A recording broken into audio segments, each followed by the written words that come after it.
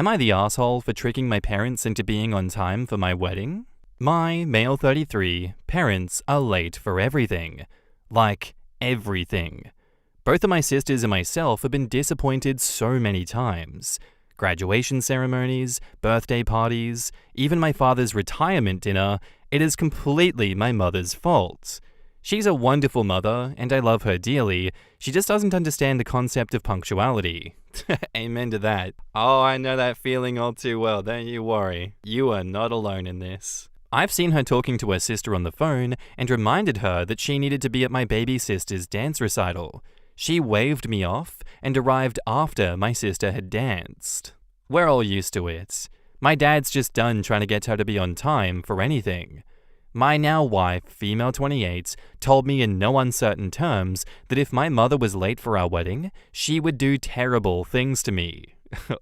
Don't tempt me with a good time. She was only half joking, but she was a witness to my mum and dad arriving halfway through my cousin's quinceañera.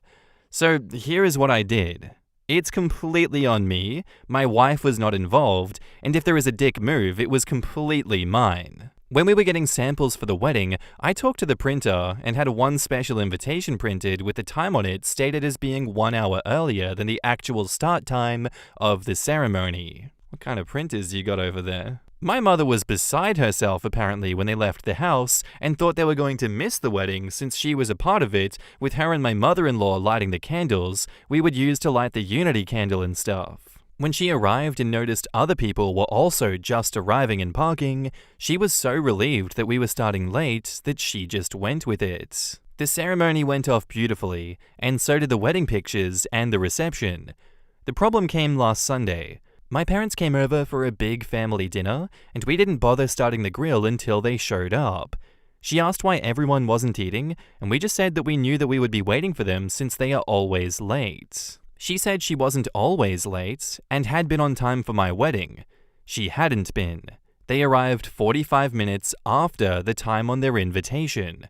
My idiot cousin John, real names because it's common and he deserves people to know that he is adult, snorted at her statement. A few other people giggled or smiled at this, and she picked up and asked what was so funny. I came clean and told her about the special invitation. She is pissed at me for not trusting her and making her look foolish in front of everyone. If my cousin had just controlled himself, she never would have known. Am I the asshole? In the comments, Forward Squirrel says, not the asshole. How can she complain? If you had sent her an invite with a real time, then she would have been 45 minutes late. She should appreciate the fact that you wanted her to be there enough that you took the time to make her a special invite to ensure that she arrived on time. I'm frequently late.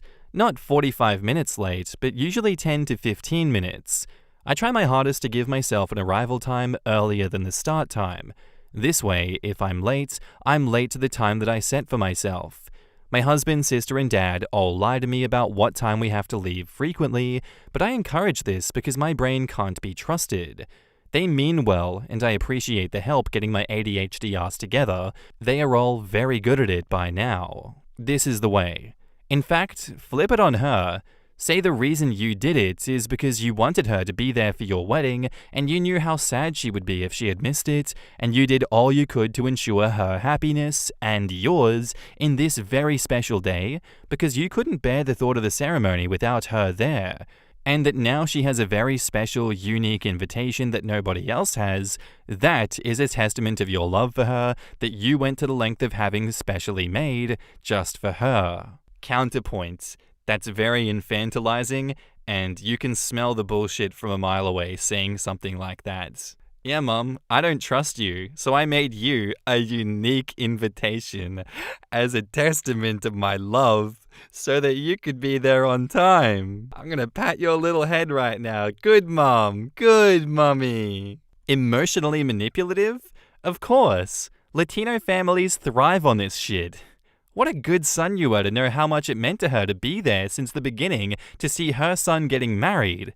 Bonus points if you pull her aside and say you also didn't want the others to comment on the mother of the groom being late and it reflecting negatively on her.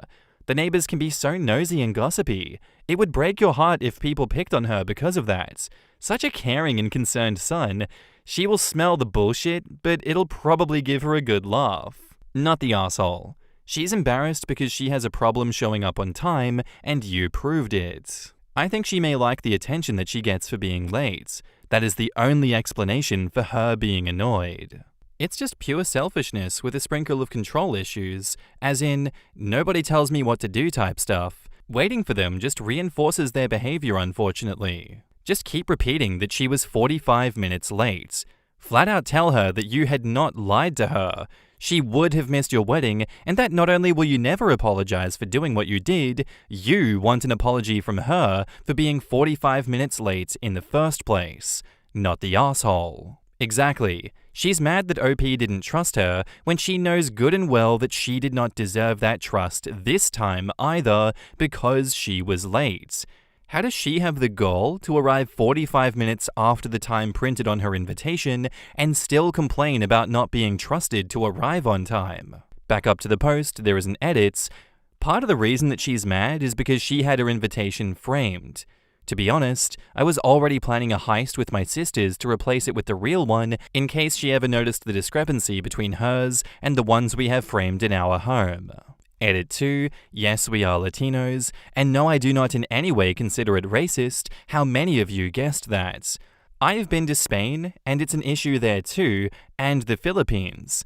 Basically anywhere those guys were in charge. Edit 3, stop defending John.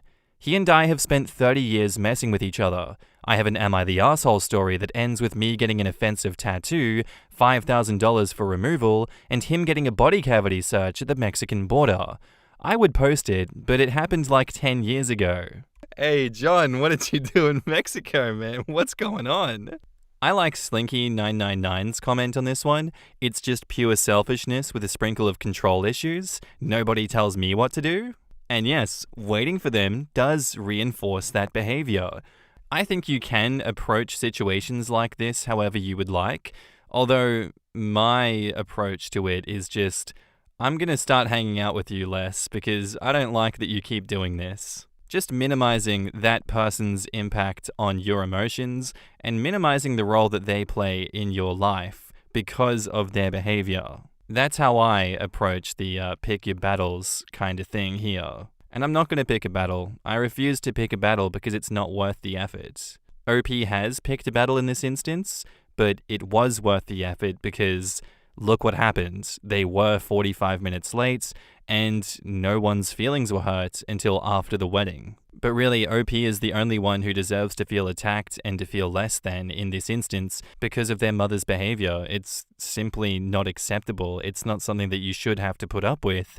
You shouldn't be shit on for giving them an invitation that made them be there on time when they intended to be there 45 minutes late.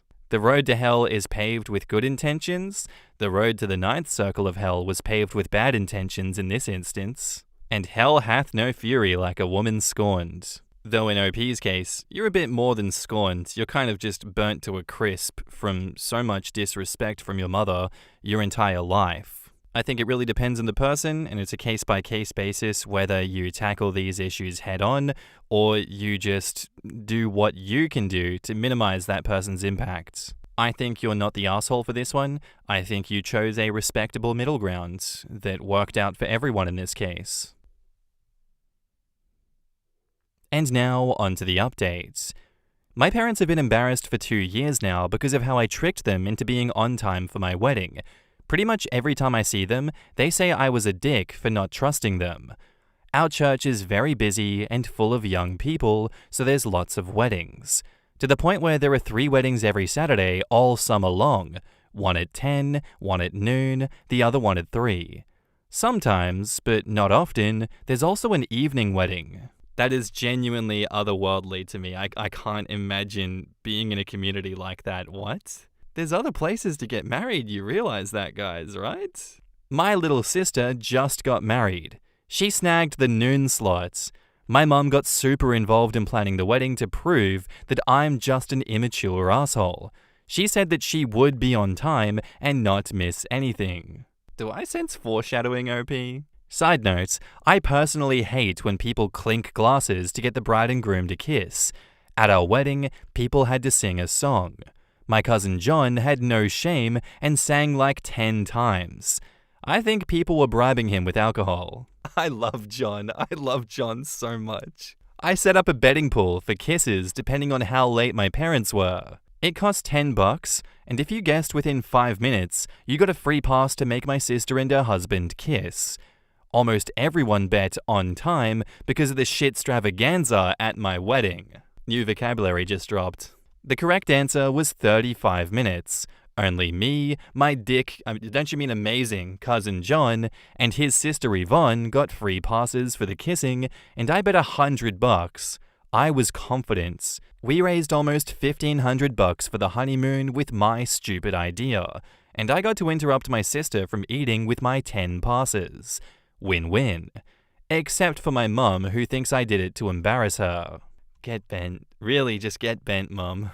She literally helped plan the wedding and was still late. By over half an hour. We were literally cleaning up the decorations in my sister's colors while the next wedding was decorating after us. So that's that. My mum will never change, but I have harnessed her inability to give a shit about punctuality for the good of humanity. See you whenever my littlest sister gets married. Later. In the comments, Cthulhu LaRue says, my brother-in-law is always late too. We just tell him to get to family events an hour earlier, but he's realized that we're doing that and has adjusted his lateness to compensate for our trickery. At this point, we don't even care if he's late anymore. We'll just start without him. And he got angry that we started before he even got there, so I just asked him if he was ever late for work. No. Like, why would I question his professionalism like that? So I told him, so you can be on time, just not with us, right? That is why we're starting without you. This is an important question more people need to be asking, if the lateness is selective. This feels a little too familiar. My partner was saying that he doesn't remember things like that recently about noting gift ideas for his family's birthdays, and I asked him what he did so he didn't forget something at work, knowing the answer already, and he immediately got defensive and said he couldn't put literally everything on a list. Somehow he manages to do it for work, something that is inherently important to him, but everything else? I faced off with my ex about that. He could function perfectly well at work, a place where he cared about the relationships. He got mad about it, but never changed. My ex did similar. If we were due to do something together as a couple, like a concert, picnic, date night, even just going to Target on the weekend, I would be up and ready on time to go. He would drag his feet over everything and cause me to be stressed out. If he was doing something with his BFF, he would be up at the crack of dawn and ready to go ahead of schedule. Whether they realize or not, people illustrate very succinctly who and what they care about by what they are willing to put themselves out for. Pay attention. If your ex or OP's family gave a shit about whatever event they were invited to, they would be there on time, period. I can't stand people who are habitually late. It's just so rude and selfish. I also despise it when people apologize by saying they try or they can't control it. Yes, they can. There are lots of tips and tricks. I set a ton of alarms, for instance, with labels on them. Start getting ready for fancy dinner, therapy in 30 minutes, therapy now. Make sure to fill out paperwork. I'm forgetful too, so I have lists on my phone of major things that I need to remember to do or get at the store because I cannot remember at 3 p.m. what I thought of at 10 a.m. If you care, you learn to work within your own limitations to modify your behavior so that you don't inflict it on others. If he cared, he would try. If she cared, she would try. I really do think that OP's mother fell on her own ass in this one and deserves the embarrassment. Like, yes, I was trying to embarrass you in the hopes that you would change, and yet you didn't. So you've proved my point, mother. But for me as well, I still find it weird to have a wedding with a 2-hour turnover. Like, don't you want some more time to enjoy yourselves? Or is that just an hour ceremony and then the reception is somewhere else afterwards? Because in that case, I can understand that. But 3 weddings in one day at the same venue every weekend is crazy. Though maybe I should go out more. Maybe that's because I don't touch grass enough. Regardless, I was a victim of being habitually late. and I can't make excuses for that. It's terrible. It is very greedy. It is a very selfish thing to do. And I apologize for my sins of the past. I will not be doing that again. Being on the receiving end of that behavior when other people are habitually late and they make excuses for it also feels terrible. It makes you want to slap them in the face. So if you do that and you don't realize the damage you're doing to other people, please stop doing that. My husband just left me because he's been hit on by a woman for the first time in his life. God, I'm so angry. I don't know. Everything. Right now. And this feels so effed up, I don't even want to talk to my BFF about this right now. It hurts too much at the moment. My husband just told me that he's leaving me, and I can't believe the reason. I need to give some background. I am 34 female, and my husband is 38 male. We've been married for almost 2 years, have dated 2 years before that, so overall a bit more than 4 years. He's always been very insecure about himself, even though he has a great personality, or so I thought, is generous, caring, can express his emotions, and all this stuff. When I got to know him better, I couldn't believe that he wasn't taken. In fact, he had only been in 2 relationships in his life, both 5+ years long though. He told me that's because he's shy and ugly, and women don't really want anything from him, like ever, especially not good-looking ones. I'm fairly conventionally attractive, and he's kept telling me for the past years how lucky he feels to finally have found his dream woman, and then her being as attractive as me. I was wary at the beginning though, so I let him court me a bit before going out with him for the first time, etc. I really was fearing for some dark secret of his that I just hadn't uncovered yet, plus I don't want to look easy. But turns out no, he really is a sweet guy and is just very shy. I also don't think he's ugly. He's not in any way super handsome or so, and frankly, originally I thought he wasn't my type, but his charm melted all of that away quickly. Once we started thoroughly dating, things went fast, because it all was so wonderful. Well, apparently a while ago, he was on his own in the outside area of a restaurant, having lunch when this woman went by, and she apparently struck up conversation with him. He's shown me a picture of her since I asked him, and she is drop-dead gorgeous. Maybe I'm exaggerating because I'm so mad, but she definitely looks better than me, I have to admit. He didn't tell me much about what they talked about, just that she was very friendly and they exchanged numbers and started texting more and more often. She says she at some point openly started pursuing him even though she knew that he was married, saying she really just fell for him and can't let this opportunity pass. He said that he was hesitant once he realized that she was hitting on him, and he was also excited because this literally has never happened in his life. In the past, he repeatedly said that women, at least attractive ones like me, have it easy, because we can lean back and let the guys approach us, whereas for him, it was always hard work to even get a single date. I always replied that it's not really like that, and that being attractive has its own problems, but he then always reminded me of the fact that he had to work really hard to get me to date him too. He swears he has only ever met her one more time, for lunch, after their first encounter, and that he thinks that it's not yet an affair. However, he thinks that he wants to go forward with her, because as he put it, this is the first woman who is genuinely interested in me. I didn't have to text her for 3 months to get a date or anything. I can't let this pass. Or something along those lines. My memory's a bit hazy. The 3 months refers to the time that it took him to get a date with me, by the way. And that's why he says he is breaking up with me. He says that it's the right thing to do because he wants to continue contact with her, but also feels that doing that would be emotional cheating and he doesn't want to cheat on me. So he ends it before actually starting something with her. I feel devastated. I know there's nothing that I can do. I want to be mad at him, but I'm also mad at myself. I really liked him when we first met. Why did I give him a hard time? If I had said what I wanted back then, if I had pursued him instead of playing hard to get, he probably wouldn't be interested in that woman. But I always felt if a woman does that, she shows that she's easy, and I didn't want to just get laid. So I thought I must act that way. And now it's biting me in the ass. And I, of course, am very mad at him, but he didn't even cheat on me. He's behaving exactly the way that I always say people should act when they fall in love with someone else. Ugh. I kinda wish he had actually cheated on me with her, as that would make it actually easier. Thanks for letting me rant. I don't need advice. I know I'm screwed. Notable comments by OP. Yes, that. It hurts so much. He says it's because this is the first time he doesn't feel like a beggar with a woman. But I mean, that's how the dating game is, right? We can't make it too easy for men, or they think we are easy. He first started mentioning the 3 months thing after I told him that as soon as he started talking to me back then, I fell for him. But I intentionally made him wait. Truth be told, I was head over heels for him 5 minutes after first starting talking to him.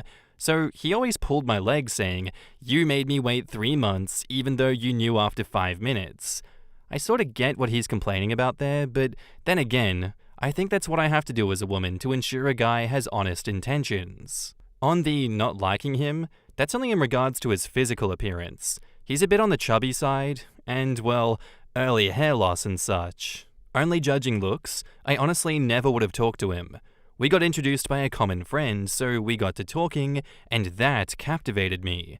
But I honestly told him that physically, he's technically not my type. I wish I could see it like that, but you don't know him. I mean, yeah, in college I would have called him a loser, but back then I was stupid, I guess. Thanks and yes. Frankly, I don't know why she approached him. I mean, for me it doesn't matter, but he's not exactly Chris Hemsworth. I know what you mean, but I don't think it's fair. I mean, men and women are different. I know he told me that he always felt ugly and stuff, but I mean, I married him. And well, I mean, women get compliments. But I had no idea that men are looking for compliments too. It's true, I never had to work quote-unquote to meet men, but then again, I had to sieve through so many losers. I wish I could say that you're right on him settling for me, but he's a very honest guy, and I truly felt like he always was madly in love with me. I don't think he really cheated on me though. As I said, that would make it so much easier to hate him. Well, kinda, but I mean, if I just told him right away that I liked him, then I would have looked easy. But after all, he's the man, I'm the woman, and you don't buy your husband flowers or jewelry or a massage, do you? It's always been like that for me.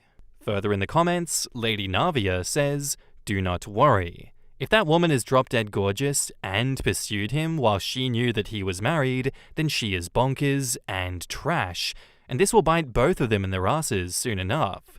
This is the case where trash took itself out. Your husband should have worked on his self-esteem issues and not jumped for the first woman who gave him attention like this. You were not at fault in this situation." Exactly. If that woman actively pursued him, knowing full well that he was married, then I think this tells a lot about her character. Letting go of a 4-year relationship with a person you love just because of a random hot person usually doesn't go well. That's just bananas. I thought I was insecure, but he takes the cake. Crazy town. Feels like you dodged a bullet. Imagine him pulling this shit after 10 years of marriage and 3 kids in. I'm so sorry, but I don't think there's anything you could have done different to have a different outcome. He will always be insecure, and this experience will give him validation for a bit, then he will continue looking for it outside of himself. Back up to the post, there is an edit. Holy crap, this blew up so much. First, thank you so much for your comments, this is much appreciated. And also some of you made me really think. I still feel like this was unwarranted, and if he was so happy, he should have told me. But I guess I wasn't as good as a wife as I thought. I didn't really show him that I love him, and why, and didn't put in much effort, and someone said he was starving for attention, and I guess that's my fault in a way. Ugh. Still, I think just dropping me like this isn't right. I managed to get the courage to talk to my BFF, and we'll meet later so I can tell her everything, and she spontaneously will take me out for a spa weekend. I hope I can get my head clear there. I was so scared, but she was not at all condescending. She's the best. I feel like I couldn't have mustered up the courage for that were it not for all of your support. So thank you all so much, even the critical ones. I think there's a lot going on here, and I think there is a lot that you could have done previous in this marriage. I think there is a lot more that he could have done also. I think him leaving straight away and not dragging out the cheating, because I feel like it was some emotional cheating going on there, was the right thing to do. though you paint a bad picture of your husband. I mean, this is the man that you chose to settle down with and chose to marry, and you don't particularly talk very nice of him in your comments. That's where I'm torn between you should be open and honest and tell the truth, and how much truth is too hurtful and goes against you. And therefore, my biases and my preconceptions about people are always warped because of reliable and unreliable narrators on here, you know? I think all of this could have been avoided by him, though, if he just stuck to the age-old truth of, if it seems too good to be true, it probably is. If I were in his shoes, I wouldn't be messaging this woman. I'd be taking the approach of, hey, cheers for the compliment, but I'm married. Please leave me alone. But he's insecure. I get that. It's already happened. This is in the past. We gotta look to the future. And now, on to the updates. A couple days ago, I posted here about my husband suddenly leaving me because of, well, having experienced for the first time that a woman actually showed active interest in him. Yesterday, my husband and I met for the first time since he up and left last Friday. And frankly, after the meetup, I was very shaken, so it took me until today to be able to write this. Since so many people have reached out to me with helpful comments and all, I think you deserve an update. But I really wasn't up to it yesterday. Also, this is really long, that's what she said, so sorry in advance, there's just so much to cope with. So here we go. The situation felt very awkward, and I got the impression that the whole time that he genuinely feels sorry for how things were, and that what he is doing is hurting me. I know many of you said that he's a douche, a cheater and whatnot, and I really understand you, and am mad at him myself, but on the other hand, you all do not know him like I do. He's a very honest person. He despises lying, and is really bad at this. He carries his heart on his tongue, and I know him well enough to sense his feelings. Did that help me? Not much. Now, even if I wished, I couldn't paraphrase our talk, and I'm sure I'll miss certain things, and overall, it was a mixture of him telling and me asking questions, and all is a big flurry in my head. So I'll just summarize, I guess. First, he told me that he really loved me, and he still does, but he just feels that his feelings for the new woman are stronger. He told me her name, let's call her Jasmine, which is not her real name, and he admits that Jasmine is gorgeous, but claims that that on its own was in no ways relevant for his decision. Yeah, right. He told me that she originally approached him because of a book he was reading during lunch. Supposedly, the book's author is her uncle, and she was able to tell my husband some funny stories about the time her uncle drafted that book. He says he and Jasmine have very similar interests. Jasmine also reads sci-fi as he does because of said uncle who is a sci-fi author, and both like gaming and stuff. He says after they exchanged numbers, they initially only wrote about stuff like that, and later on, they talked about other hobbies and interests and found more and more common ground, as he put it. He also admitted that like 2 weeks ago or so, he started to wonder if he should actively tell me about her, seeing how she turned from an acquaintance to what he deems a friend. I interjected that they don't know each other long enough to consider her a friend, but he says he feels Jasmine is really genuine with him. This is a man who cannot pick up on social clues unless they are spelled out for him, but whatever. He also feels a lot more in tune with Jasmine than he does with me. Admittedly, we seem to have less common interests, but I never felt like I have to be exactly like my partner. Opposites can complement each other well, and I always felt we do. Well, looks like he feels much happier with someone catering to his interests a lot more. He also became a bit self-critical then. He says after he left for his friend's place, he sat down and reread his conversation history with Jasmine, and he realized that she had indeed been flirting with him before she told him she wanted more. It didn't start out flirtatious, but he admits that he totally missed that. He opened up the app on his phone and showed me the beginning, and then when she started flirting. He might have tuned the messages, but at least the beginnings really read friendly. The flirtatious parts, however, were blatantly obvious in my eyes, but anyway, he actually blames himself for that and says that while that doesn't change his feelings for her, it means that he should have noticed this earlier and, well, he said, make the decision to pursue her earlier. That sort of broke me, and I started sobbing because it sounds as if I never had a chance compared to Jasmine. He even wanted to console me, and I allowed that for a couple of minutes, but then I sought some distance again. It both felt good and bad to be in his arms. Then it was time to ask me why she is so attractive to him that he leaves me, his wife, for just the mere possibility of being with another woman.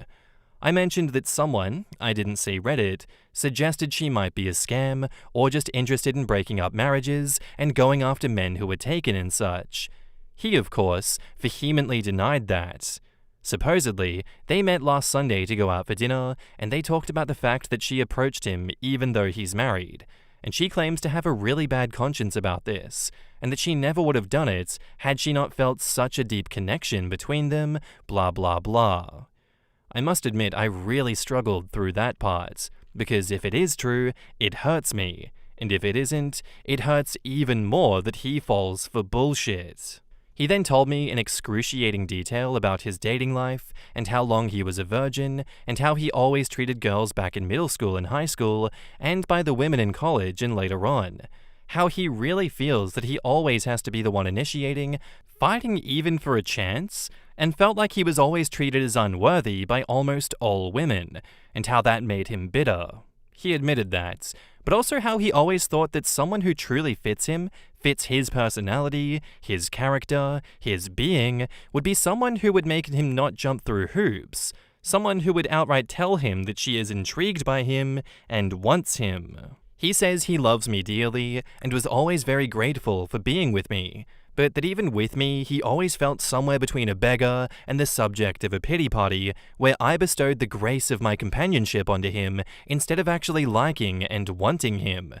When I asked him whether that means he settled for me, he vehemently denied that.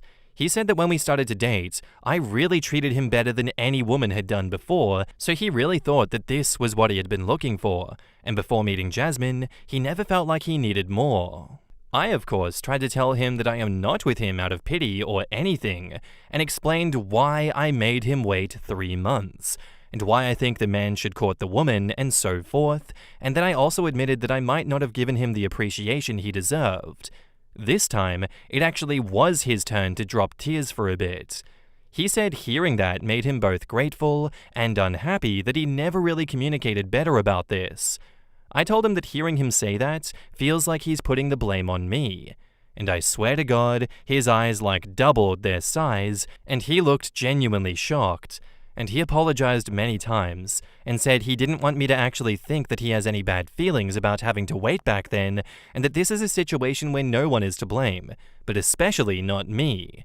He said that I've been a wonderful wife and all, but that with Jasmine, it just feels different, and like a deeper connection that the two of us have, and that while he thought that I was wonderful, he now realizes that what he really was looking for in life was something else. So he said that reconciliation isn't really an option because he realized that we're not right for each other, and even if it doesn't work out with Jasmine, he knows now that he actually needs something that I just not am. I mentioned marriage counseling, and he said that it's not like our marriage has issues, but that the issue is that we're just not right for each other. Holy shit, surprisingly mature response from him. That's crazy, I respect that actually. There were more things said, and maybe I'll add some later, but right now I am too mentally exhausted, especially when I still don't feel like I can hate him because he felt so freaking honest. I think that he at least truly believes all the things he said, but that woman still might be a total liar or a scam. He at least promised to be careful with her financial-wise, but he assured me that she's not that. I don't know what to make of any of this. It hurts, and I guess my marriage is over. Here's some more notable comments by OP. He actually looked really miserable. I don't think he wants to hurt me. I wonder if I want to hurt him though. What do you mean by that? What do you mean that you want to hurt him? Why do you want to hurt him, OP?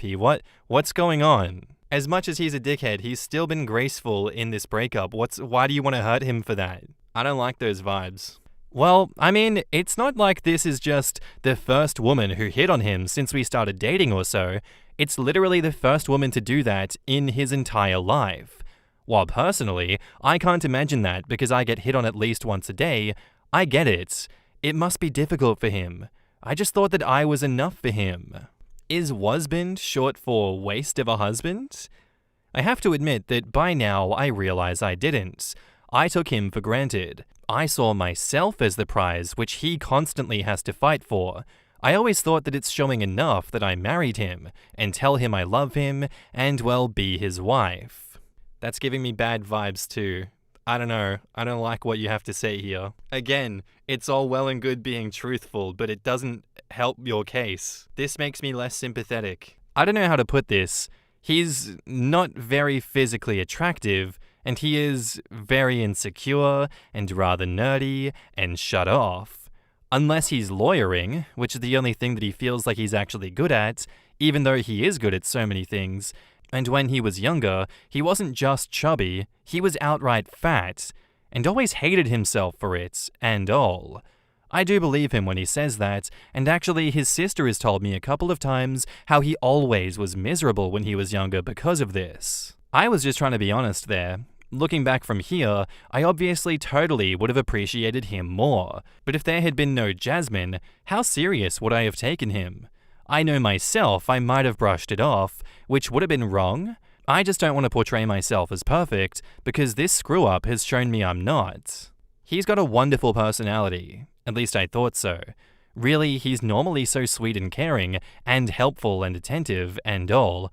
When I talked to him, his appearance quickly melted away by his character, because, well, really, he's honest and open-minded and believes in justice and all that. He's not a loser. He's a really sweet person. I think no woman wanted him because they never talked to him.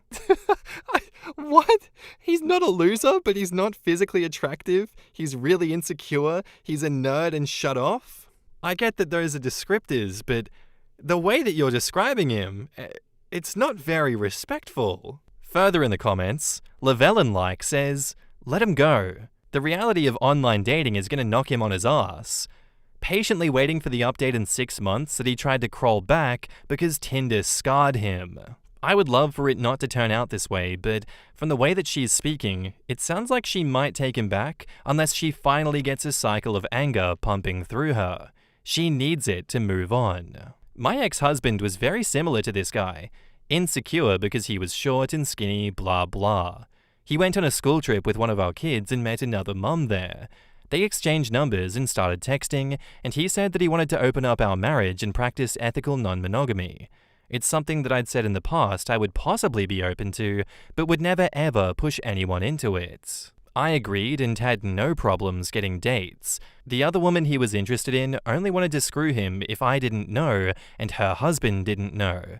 He was absolutely emasculated by Tinder, whereas I had a regular boyfriend who was super nice to me. I also reconnected with my first crush, and we ended up together. I at first offered to close back up the marriage, but he said that would cause resentment.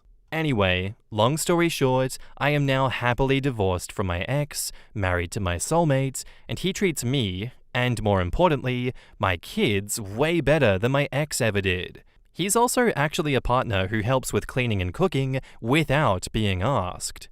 X had one brief relationship and now volunteers for a non-paying committee in addition to his work, so he's frequently traveling on the weeks that he's supposed to have his kids, leaving them with his mum. People need to read all of the comments that OP left in the original that weren't included in this post. I promise no one would feel bad for her if they did. Even with the comments included, I thought she looked bad. Just reading the ones that were posted here already gave me bad vibes about the way that she treated him. Right? OP never hit on her husband, and Jasmine was the first one to do it? Get the hell out. OP screwed around and found out. She wanted to play games and make her husband chase her and do the work. The man found his self-respect and realized everyone deserves to be desired. For example, there's a lid for every pot. Something tells me that it wouldn't have mattered if Jasmine wasn't conventionally attractive. I started out this post thinking, okay, typical story where younger girl is mildly interested in an older guy, the guy throws his life away for her, and a week or two later realizes it was a mistake. And then we got to the OP talking about how she led him on for 3 months, despite liking him before that, as I've been in a similar situation before and it was downright cruel. She also would have called him a loser in college. Like, what? You're calling people losers when you're in college? Seems to me like he realized his self-worth, and OP is mad because someone she sees as below her league is ending the relationship. Yeah, as you can see, there's a typical Redditification of the comments there, where some people are on the OP's side, and this stretch of people are obviously not. I'm on their side for this one. I don't like the vitriol that she's been spewing, and I should have read more comments from her side, yes, but this would be an hour long. She left so many comments on both posts. I think you can date people however you'd like to date them, but if they don't like the fact that you led them on for 3 months before going on an official date with them, he's allowed to feel that way. He's allowed to want to feel desired, you know? If you didn't make him feel desired in that marriage and then someone else gives him something that he wants, I don't think you should be upset that he leaves the marriage in a respectful way to get what he wants, to be with someone that's more compatible with him. And again, thank you for being a reliable narrator and giving us all the details in this one because, you know, it's not so black and white, it's grey. And I'm on his side for this one. Even if he did somewhat emotionally cheat in this, I think it's for the best. I think you both need a partner that is better for the both of you. This marriage wasn't perfect, and obviously it was sinking. And he's just gotten off ship before, you know, the Titanic happens. Anyway, I'd love to know what you guys have to think about this one in the comments. I think it'd be quite interesting, the discourse. And our next post doesn't have an update, but it sounded pretty cool, so I'm going to read it, by user Trav Goes West, titled, "Am I the asshole for telling my friend I didn't know she cared about their health that much? I, male 28, have been friends with Jen, female 27, for over 10 years. For a bit of background, over the last 8 years, Jen has been gaining weight, and for the past 4 has been morbidly obese. We're no longer able to do things that we used to do.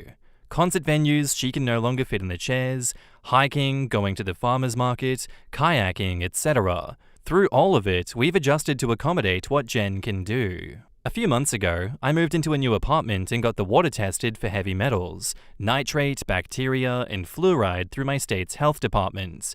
Everything came back clear, so I've been drinking the water because I don't want to waste single-use plastic bottles if I can avoid it. Jen came over for the first time this week, and I offer her some water and she says, 'You're not getting that from the tap, are you?' I explain the tests that I had done on it so it's safe, and she says that it's not healthy to drink tap water and she can only drink bottled water. I said I didn't realize that she cared about her health that much. Oop! Yo, you can't say that, Jesus! She asked what's that supposed to mean? And I said the past few years, I've noticed a change in her habits and am concerned that she's going to have more health problems that will one day take her life.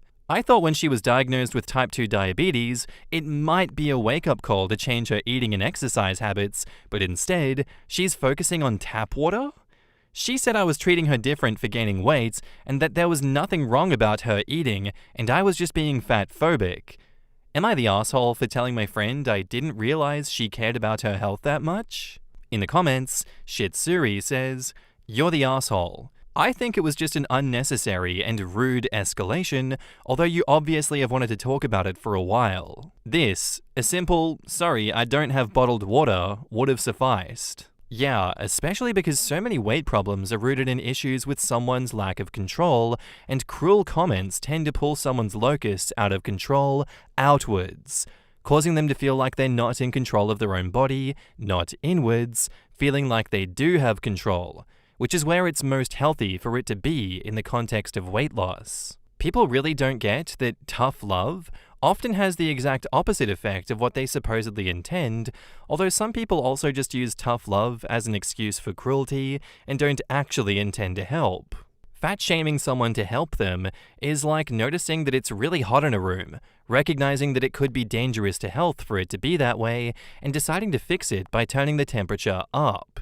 Some people legitimately do think that they're being helpful when they do it, or that it's just been normalized to them, but that still doesn't change how unhelpful their actions are. Paradoxically, people who don't focus on weight find it much easier to lose weight.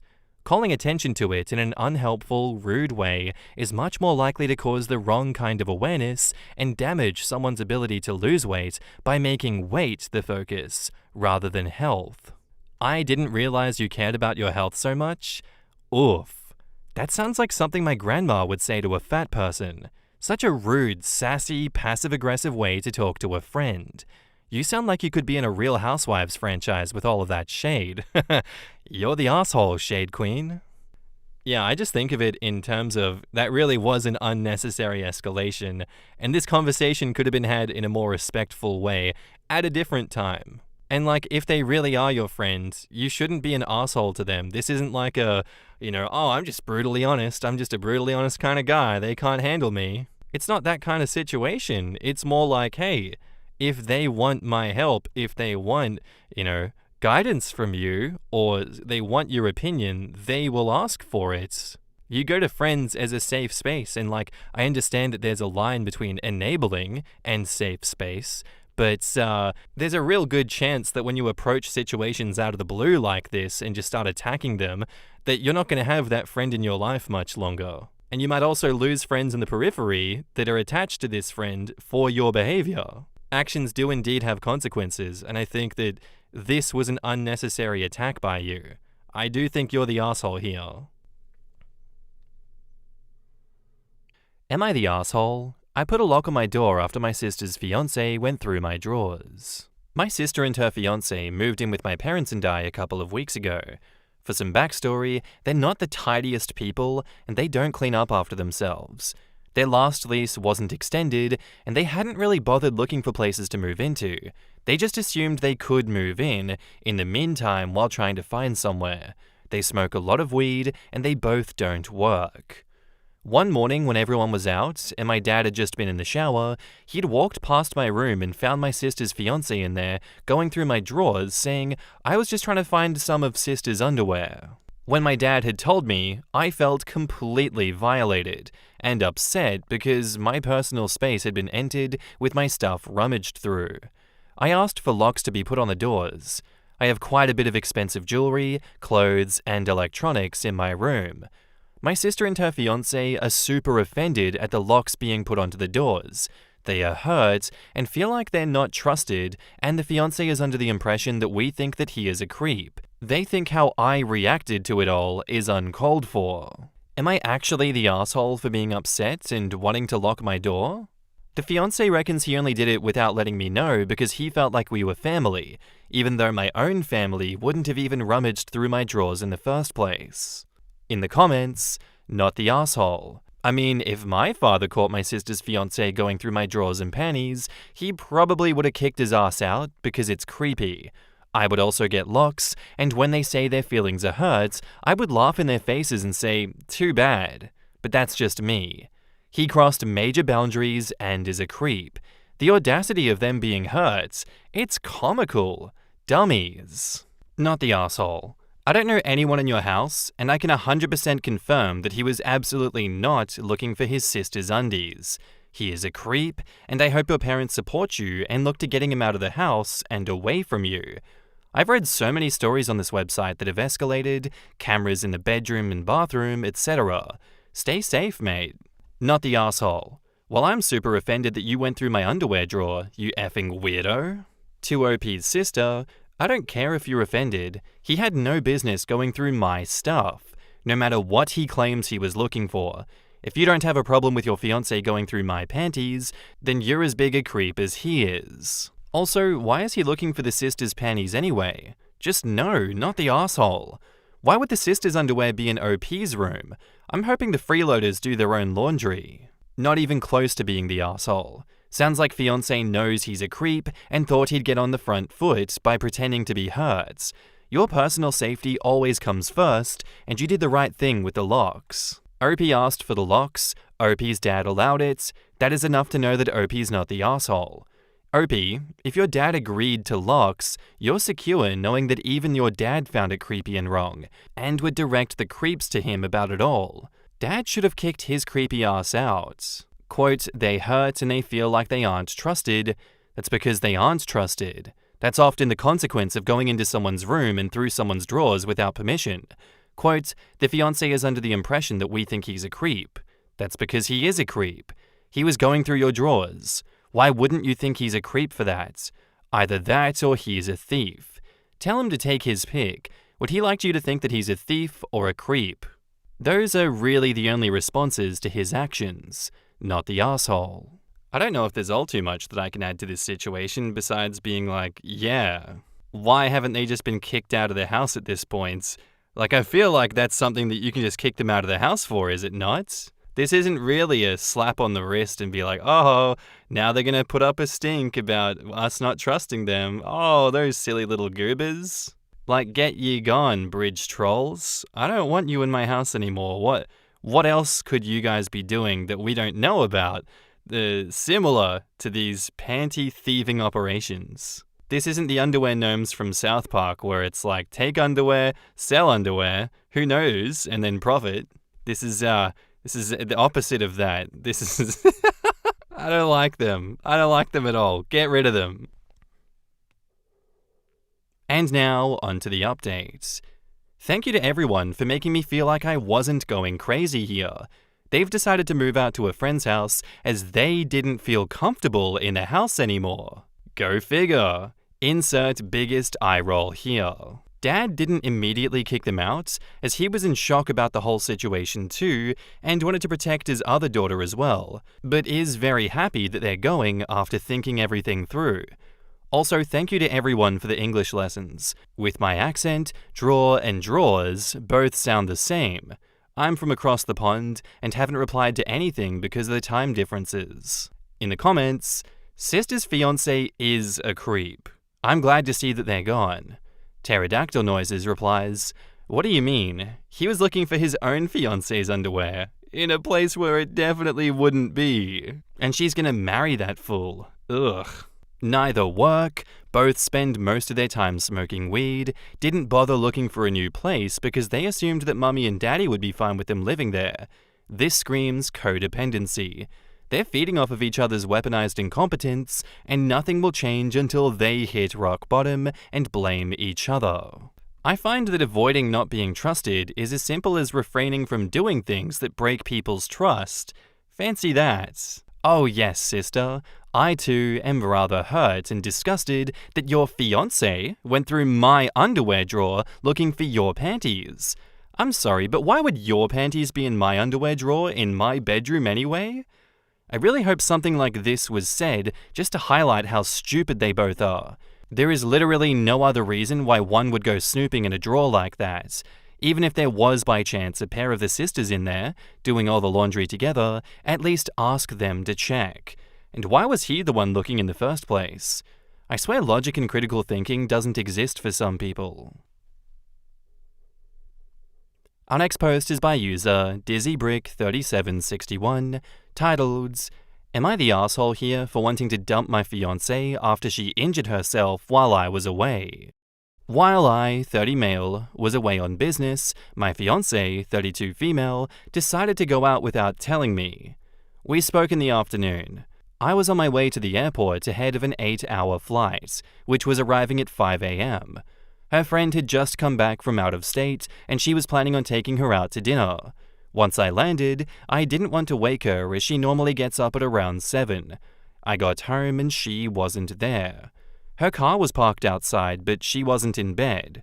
For a moment, I panicked and thought that she'd gone to surprise me at the airport and I somehow missed her. But her car was outside. I call her and her phone rang to voicemail. I called 10 more times while I shower and change. At first, I wasn't too worried, thinking that maybe she went for a run, but the scenarios running through my head were getting darker. We have our phones on our iCloud account in case we lose them, so I bring it up to find her location. Her iPhone was at the hospital. My heart sank. I start heading to the hospital. All her family live out of state, so there's no one to call. The hospital is 10 minutes away. I speed, run red lights, park right in front of the emergency department door, and go in like a maniac demanding the triage staff tell me where my wife is. They take me to her room. She's asleep in bed, but I can immediately see that she's hurt. Her lip is swollen, and she looks like she's been beaten up. Bruises on her face, splint thing on her nose.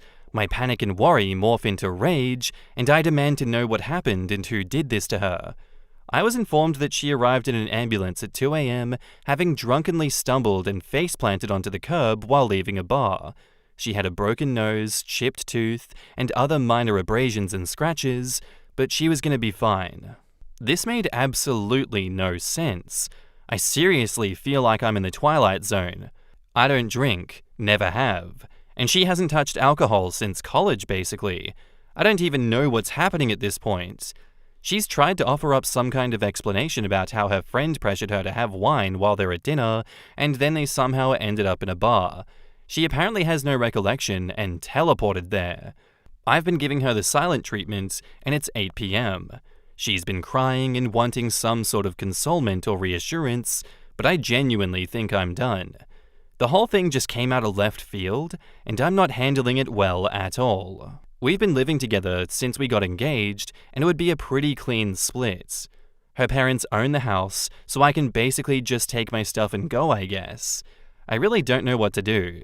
We've been together for 1.5 years, and I feel like we could get past this, but it's like this whole ordeal and the emotional roller coaster have sapped away the love that I felt for her. Anyway, sorry for the novel, but would I be the asshole if I dump her? In the comments, you're the asshole. This is kind of a big overreaction to someone going out to drink and getting hurt. Seems like you're just looking for an out to the relationship, and this is the most convenient way. OP replies, she's definitely not cheating or sneaking around like some people seem to think. We also have great insurance, so the medical bills are no issue. It's definitely the first time anything like this has happened. She is super responsible and mature, which is one of the things that has made us so compatible. She's always so dignified and composed, which is one of the things that I love most about her. Seeing her like this and learning about how it happened kind of just shattered the image that I had of her in my mind. She is super embarrassed about it, which doesn't really help. Seems like you posted this on 2 subs, maybe hoping for better answers.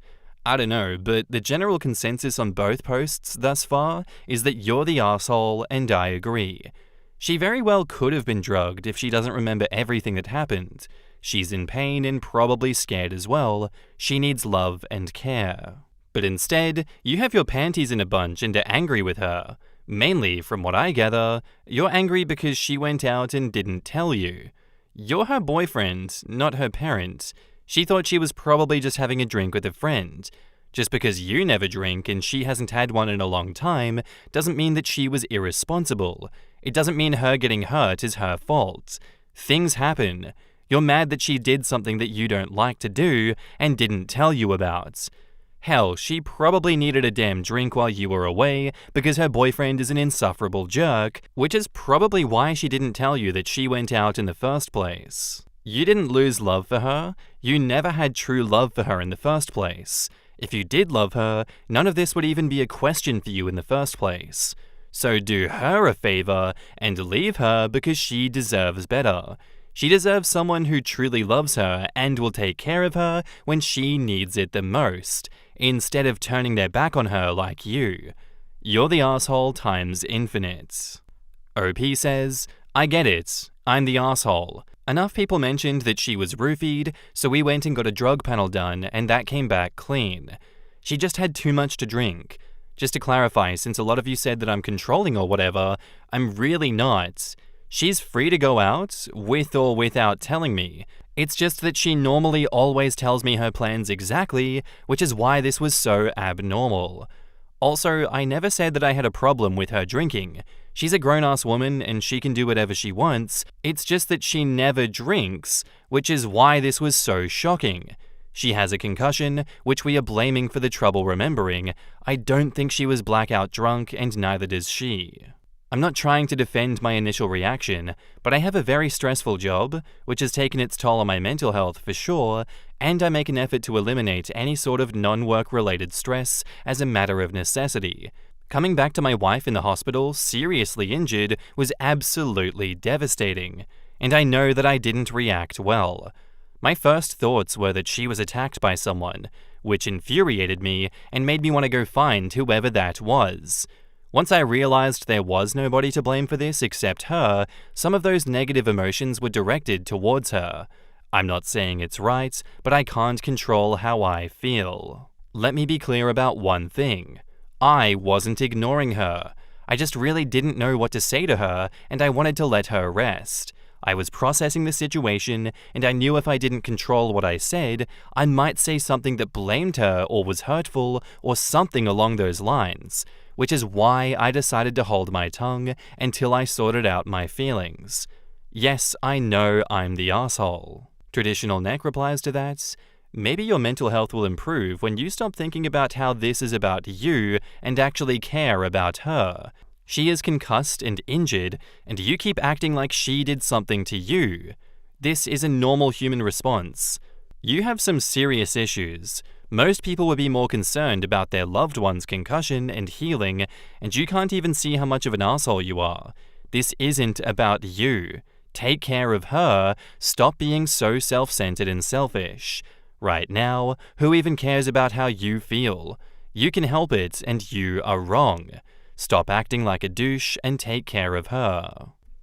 Yeah, that pretty much sums it up here. Like, I can understand your train of thinking, OP, but those are things that you keep to yourself, and you be supportive regardless of the fact. And while I do understand where you're coming from, I do think that your thoughts are wrong. Your thoughts are going to lead to words and actions that are going to tear your relationship apart in response to, unforeseen circumstances like this. It already appears as though your thoughts have led to words and actions that are unacceptable and are doing damage as we speak. Again, you've been making a situation that's not about you, almost completely about you.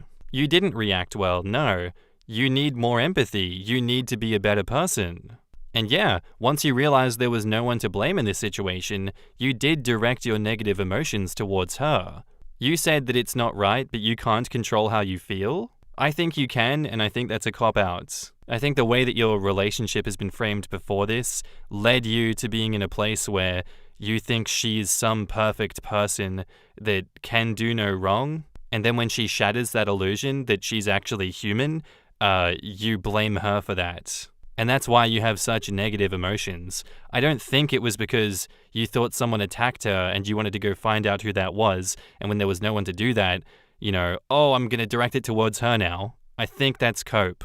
Given how you've talked about your thought process and how you view her, I think you actually can control how you feel. You've just gone down such a dark path this last year and a half that you can't cope with the fact that your partner isn't perfect, is what I'm getting. So, therefore, you're allowing your feelings to be so insurmountably negative towards them that then your words and actions are so vile and toxic, and it's all about you. You say you weren't ignoring her, but you were.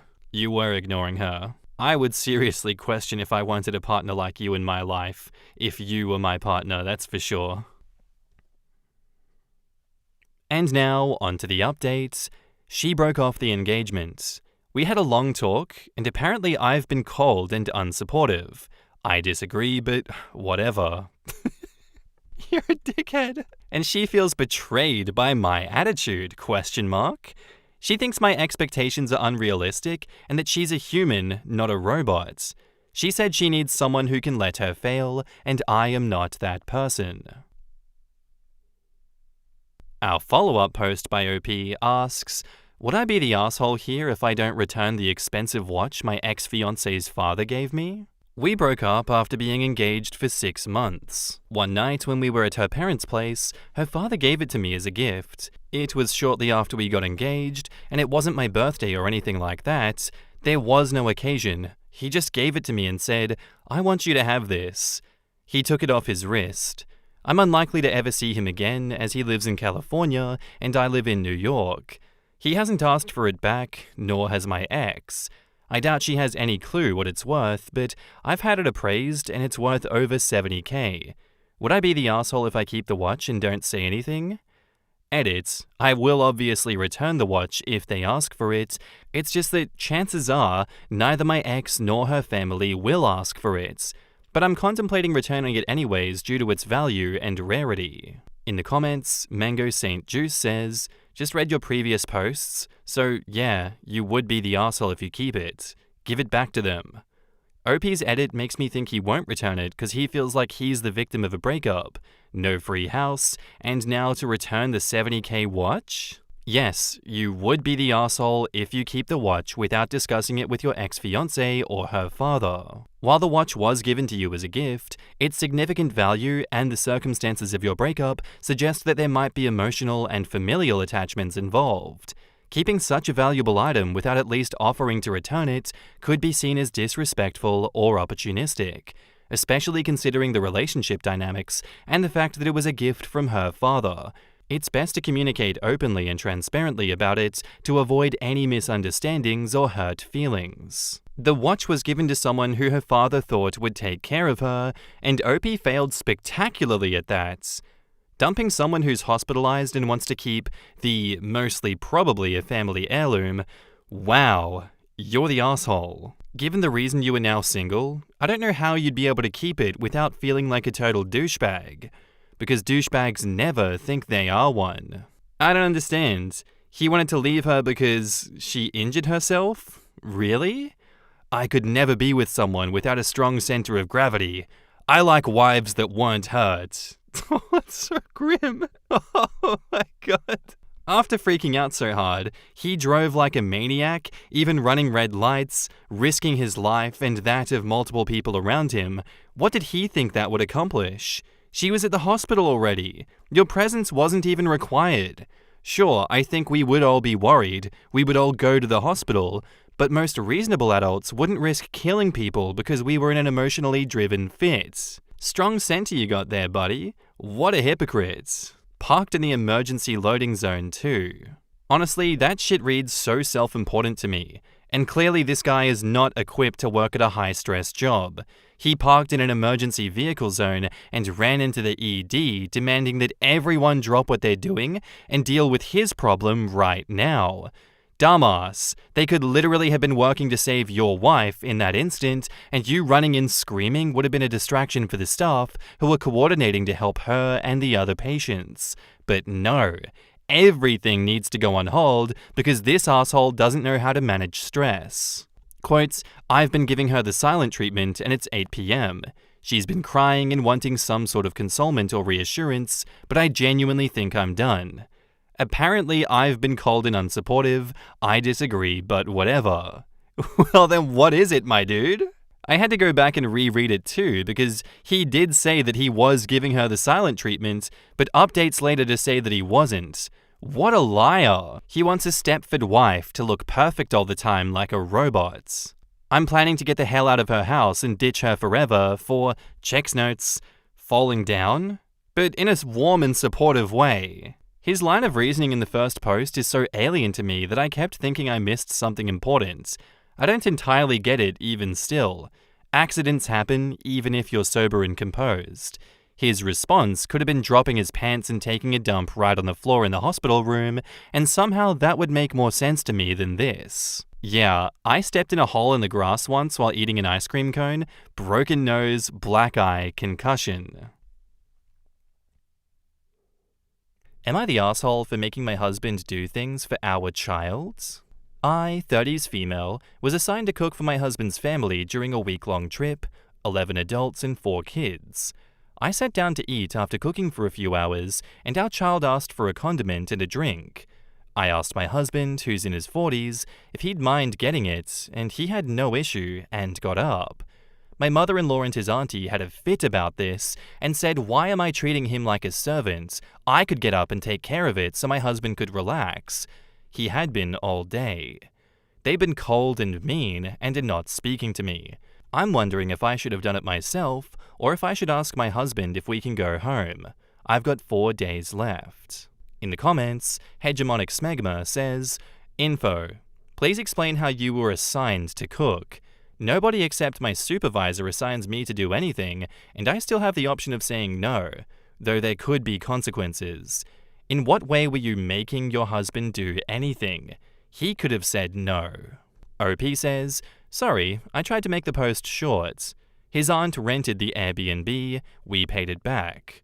I'm a really good cook and his family loves my cooking, so it was my night to do the cooking. All the women were assigned a night. Well, based on what you've said, his aunt arranged the Airbnb and everyone paid their share. Are your mother-in-law and his aunt typically this set in traditional gender roles? Why in the world would getting the condiment and drink make him a servant and not you? Also, do you have to cook all week, or was this just your night? Not the asshole, but if you ask to go home, you'll really turn this into something big. OP replies, more info. I tried to make it short in the OP. This was just my night to cook, but it is all the women that are cooking. His aunt is a single mother, and her sons have never been taught to cook, and their girlfriend's idea of cooking is PB&J. She set the chores as this was her idea, and she paid for it, quote unquote. We all sent the money to her. I just feel so low. I'm stuck in this tiny bedroom, smallest in the Airbnb by the way, and being the only married couple kinda felt like a slight, while everyone's outside relaxing. Husband was hanging with me, but his mother asked to speak with him and it's been an hour. I tried to go out, but they all got silent and quiet and just stared at me until I went inside. That sucks. Did your husband stick up for you? Or offer to help you cook? OP says, he did stick up for me and say that it's not a big deal, but his aunt was yelling at him to sit down and his mother just glared at me. I love my husband to death. He's good at a great many things, but I didn't feel like getting food poisoning tonight. Tensions already seemed really high as they took the boat out and I was wearing an appropriate two-piece. Think sports bra kind of bathing suit with long sleeves and swimming shorts. But his aunt called me a hussy and only little girls wear two pieces and I need to respect the people around me. Are the other people in the larger bedrooms in there alone, while the two of you have to share the smallest? OP says, it's a 6-bedroom house. Only one other family member brought their partner, but they all brought their kids. His mum originally wanted us to have a different room, but his aunt refused. She's like the family bully, is what I'm guessing. Husband came back and we're talking about what went down. Will update. Edit. So his aunt arranged the Airbnb, she assigned the rooms and the chores. She has made other comments to me on this trip that have made me feel bad about myself. Husband just came in after being outside talking with his family for the last hour, and he won't go into details, but said that we will be staying, but if they say one more comment, or if I feel any more discomfort, then we will be leaving. We want to stay as we have more fun events that we don't want our child missing out on tomorrow and on Monday. Not the arsehole. If they're not speaking to you, just consider that a bonus. I wouldn't want to hear anything arseholes like that have to say anyway. If you really want to get a dig in though, you could say to them, if I knew that that's all I had to do to get you two to shut your yappin' cake holes, I would have done it sooner. And OP says, that's kinda my plan, just avoid and do our own thing the best we can. He didn't say much, but that his auntie doesn't want her son's girlfriend to think that she can boss him around like I do my husband. Sexist, right? He said that this will be the last time he makes me suffer going on vacation with them, and that he will take me to some tropical island next year to make up for it. I just read your edits, and I agree with the idea of staying so that your kid doesn't miss out on fun, but what the hell is this? He won't go into details, but said that we will be staying. OP says, he told me some of the brief details, but he didn't want to repeat the sexist and rude comments that his aunt made while his mother just stayed quiet. He did tell me that his aunt didn't want her son's girlfriend to think that they could boss her son around like I do my husband, or to dress inappropriate like myself. I have got a lot of insecurities about my body image, and he tries to protect me. I'm 5'2", 110 pounds, and worked very hard to lose a lot of baby weight, so I was proud and thought that wearing an appropriate, very covered two-piece would be okay. But I was called a hussy. What started as, am I the asshole for making my husband do things for our child, has really quickly devolved into a, why are you staying with these absolute demons, OP? You're a hussy for wearing a covered two-piece? Jesus. Who shoved barbed wire up her ass? What's going on? I think this is another case of, it's not about the Iranian yogurt. Something else is at play here. Like there's genuinely nothing for asking your husband to go grab a condiment and a drink. Your auntie is just the devil incarnate. She's a terrible person. She's surrounded by flying monkeys and enablers. I think this is a case of, you should recognize that this is not your circus, not your monkeys, and pack up and go somewhere else. your husband should stop enabling these attacks as well, just to try and keep the peace. Because it is possible for your child to go and have a fun day away from dickheads. That's very much a possibility. You don't have to stay with these people, because your child is just going to pick up on the fact that auntie is really mean, and then probably in the future be like, hey, why did we keep visiting auntie when she keeps attacking you, and you're obviously really upset in her presence? Like, what answer have you got for your child in that instance to be like, I put up with her bullying so that you would have a good time? And I'd imagine the retort to that would be like, I was upset for you the whole time and confused and didn't want to be there. Because that's exactly what I would say if I was a child in this instance. But as it stands, not the asshole, OP. And now, onto the updates. So this morning, while getting ready, the cousin's girlfriend came and spoke to me and said that what they said was completely wrong and disrespectful, and that she doesn't believe what they said about me. That made me very happy. Anyways, as we were heading out to go hiking, his aunt couldn't help herself, I guess, and said at least I don't look like I belong on a pole like I did yesterday. My 5-year-old yelled at her and said to stop being mean to my mummy before we could say anything. My husband had a few choice words for her in front of everyone. So, anyway, we're driving home. In the comments, so what treats will the kiddo be getting for defending mom? Seems like you're doing a good job there and have good backup from your spouse. OP replies, we're taking him out to his favorite restaurant for dinner once we get back into town and to his favorite ice cream shop to have a sundae. My husband really went for the kill after his aunt's comment because I was lacing up my hiking boots. He had our son go to the room and get our bag and bent down to help lace up my boot for me.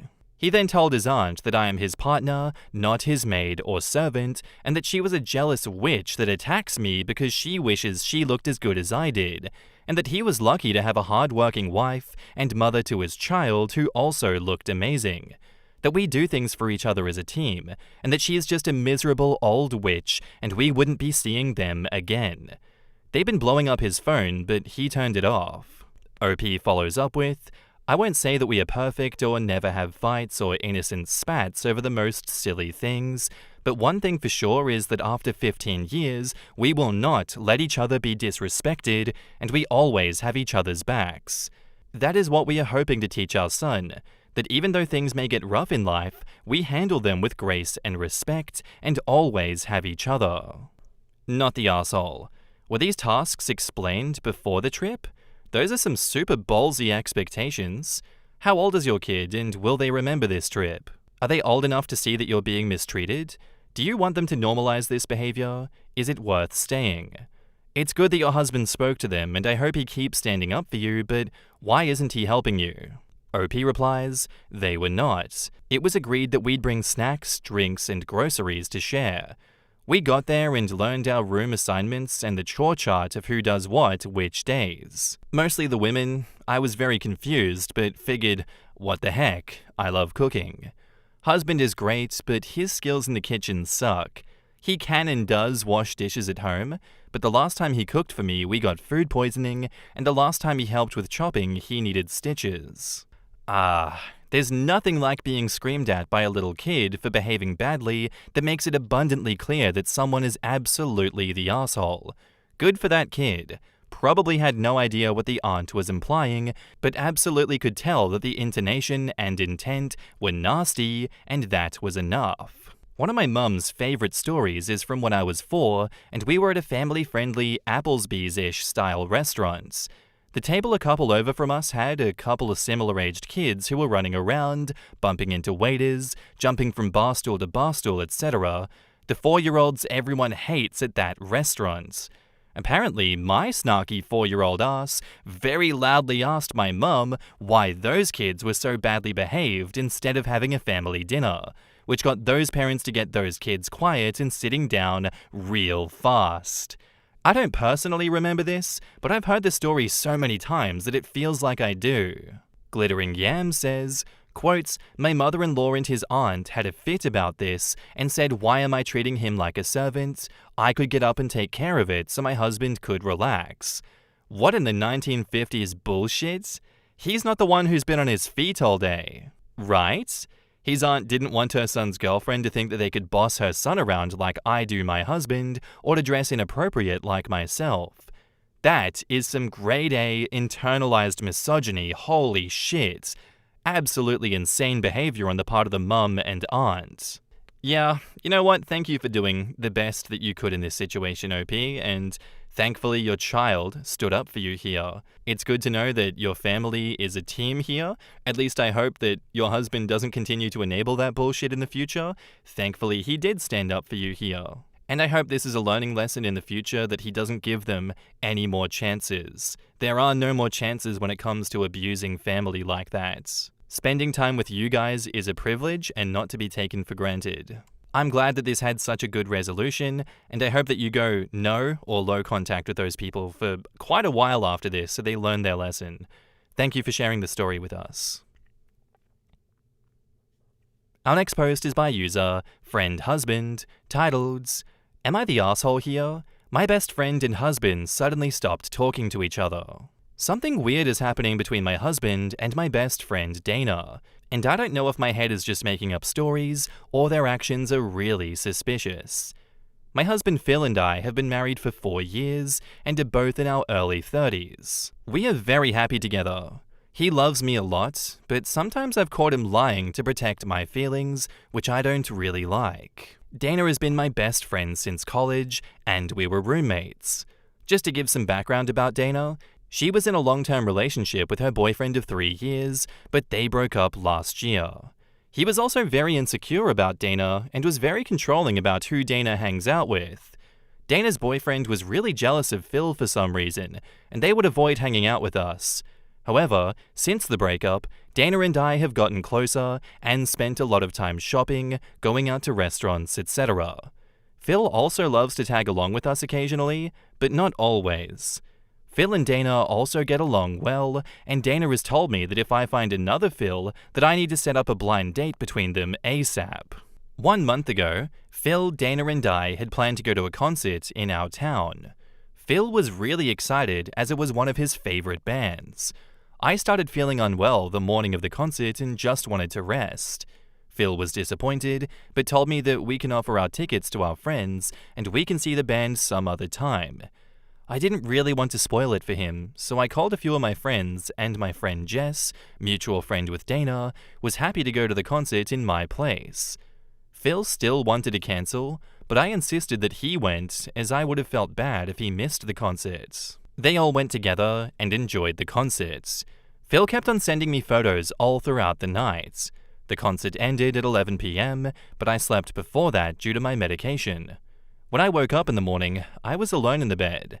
I quickly checked my messages, and Phil's last message was at 11 p.m, saying that they are leaving the concert and he should be home soon after dropping off Dana. I went to the living room, and Phil was sleeping on the sofa in the same clothes that he wore to the concert. I waited for him to get up. I asked him about the night and when he returned home. He said that he came back home between 2 to 3 a.m. He said that there were multiple accidents outside the concert venue and the traffic was horrible. He said he dropped Dana at her place and came home directly. I asked him why he was sleeping on the sofa, and he told me that he didn't want to disturb me and also was too tired to change out of his clothes. Phil had some glitter on his clothes, but that was from dancing in the crowd at the concert, so he just crashed on the sofa and slept immediately. It seemed plausible, and Dana also confirmed the story. However, the weird behavior started after this night. Firstly, Phil stopped tagging along with me when I was hanging out with Dana. He would come up with the most unbelievable reasons to avoid going out with me when Dana was there. Phil has also been a bit aloof with me since that night, and I've noticed him spending a lot more time in his office playing video games at night instead of coming to bed. 2 weeks ago, I invited Dana to our house for drinks after we went out for shopping, and she also started giving reasons to avoid coming to our place. Dana has not visited our place since that day. The only time Phil and Dana saw each other was during a house party at my friend's place last weekend. I was observing their behavior, and they both were avoiding each other. I asked Phil about why he's avoiding Dana, and he said that it's just in my imagination. Dana also said the same, but then starts giving me bullshit reasons for not coming over to our apartment. I feel in my gut that their behavior is suspicious, but I'm not sure if it's just my insecurity. How do I know what's going on? I've gone through Phil's phone multiple times, but the only messages between him and Dana are very sparse, and there are no messages since that night. I feel something happened between them that night, and both are just avoiding answering even the basic questions about why they are avoiding each other. Am I the asshole for assuming the worst? I really do not want to come off as insecure, but it's killing me from the inside. In the comments, Notic666 says, "Not the asshole. Something for sure happened. Only question is exactly what. From what you said about her ex never liking him and her asking you to set up a date with another version of him, that she may have always had a thing for him. Maybe she was drunk and she went for it. If you cannot find out on your own due to lack of evidence, you need to sit them down together and confront them both and demand the truth." OP says, "I also want to do that, but I feel that if I'm wrong, not only would I lose a friend, but Phil's also going to be upset that I'm accusing him of something horrible. I just feel in my gut that things smell funky, but I'm too scared to open Pandora's box." Have you asked your other friend about that night and seen if she knows anything about their strange behavior towards each other? You should confront them either way. Maybe not accuse them of cheating, but state that their behavior is not making you feel comfortable, and you rather not be kept in the dark if there is an issue or something helped to warrant their distance. OP replies, "I talked to Jess, but didn't directly ask her about any suspicious behaviors. She told me that they all had a fun time, she took the train home, while Phil and Dana went to the parking lot after the concert. Something happened. Only question is what? It could be what you fear and they did something together, or one of them tried and the other one said no, or might be something else, but definitely something that made their relationship weird." OP says, "One of the reasons I'm also very concerned is because Phil came home really late. He never sleeps on the sofa, but it was probably the first time he did that in years. Plus, he had glitter all over his body, and I found glitter all over the passenger seat in his car the next day, where Dana was presumably sitting. It could be nothing, but my mind is just going into overdrive. I just don't know how to bring that topic up without sounding accusatory or crazy. Was the glitter on his clothes or on his body under the clothes?" OP says, "It was on his clothes and arms. My suspicion is that they might have hugged, which is fine. He went for a shower afterwards, so I'm not sure if it was anywhere else on his body." Tough one here because there are so many avenues for plausible deniability, but the fact that they're not talking to each other is just crazy. Something does have to give here because you can't just go from besties to, "Oh yeah, we're just avoiding each other now, and there's absolutely no reason for it." I'm sure they're both expecting OP to say something at this point, and both will have their own version of events as to what happened there, but really this is something that never should have happened in the first place. They should have been better people. You shouldn't have to deal with this, OP. You don't deserve this. No one deserves to be put through this kind of bullshit. It's agonizing to not know. I don't think you're the asshole here at all in this situation, and you definitely won't be the asshole for confronting them on this. Something has to give. And now, on to the updates. So I'd posted last week regarding my husband and my best friend avoiding each other after they went to a concert together last month. I really wanted to thank you all for helping me in my time of need and helping me with my tech questions. Sorry for the long post, but I confronted Phil and effing Dana and was able to know what happened. I was briefly able to access Phil's phone last Friday. I didn't have time to retrieve any deleted messages. However, thanks to someone's idea, I opened his camera gallery and went through the photos he took that night. One important thing that jumped out was Dana's outfit. Dana was wearing white shirt and denim shorts to the concert.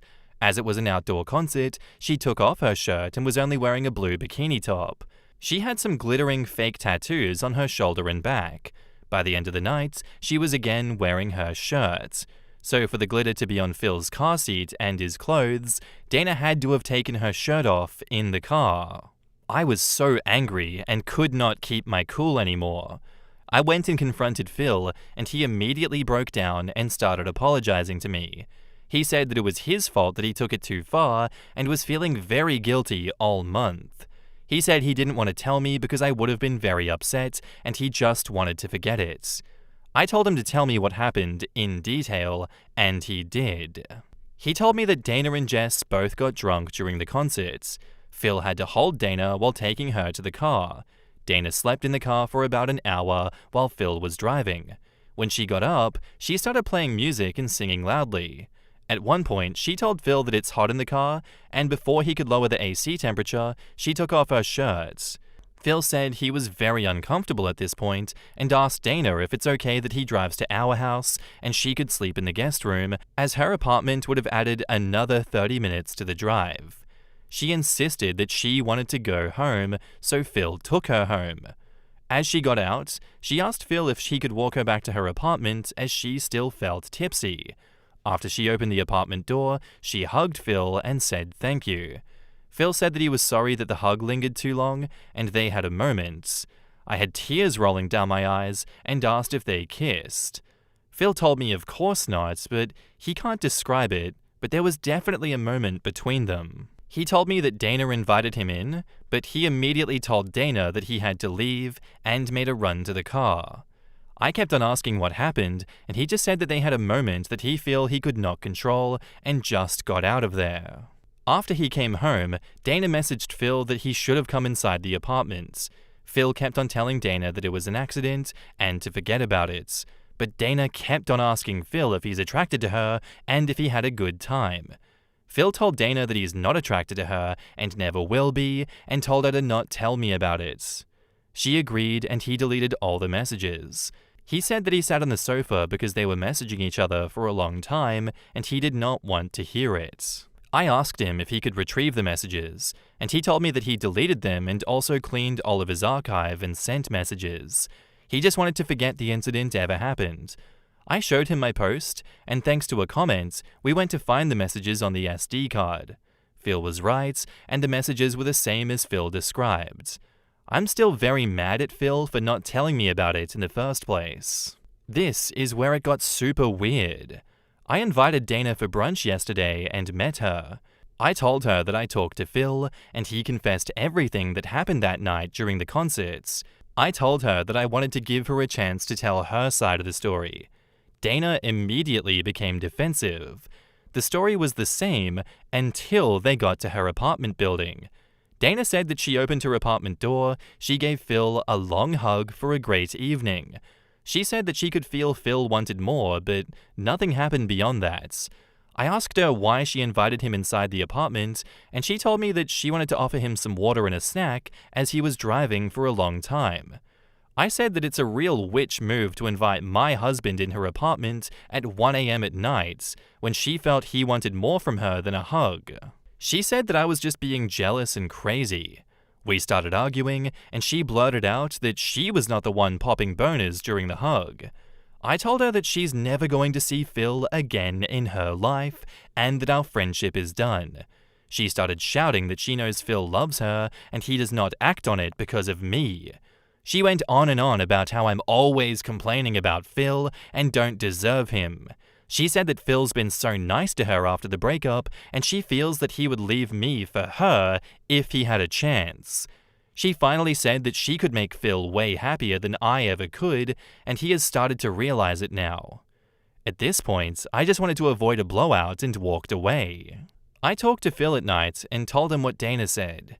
He confirmed to me that he did become aroused when he hugged Dana that night, and he doesn't know why.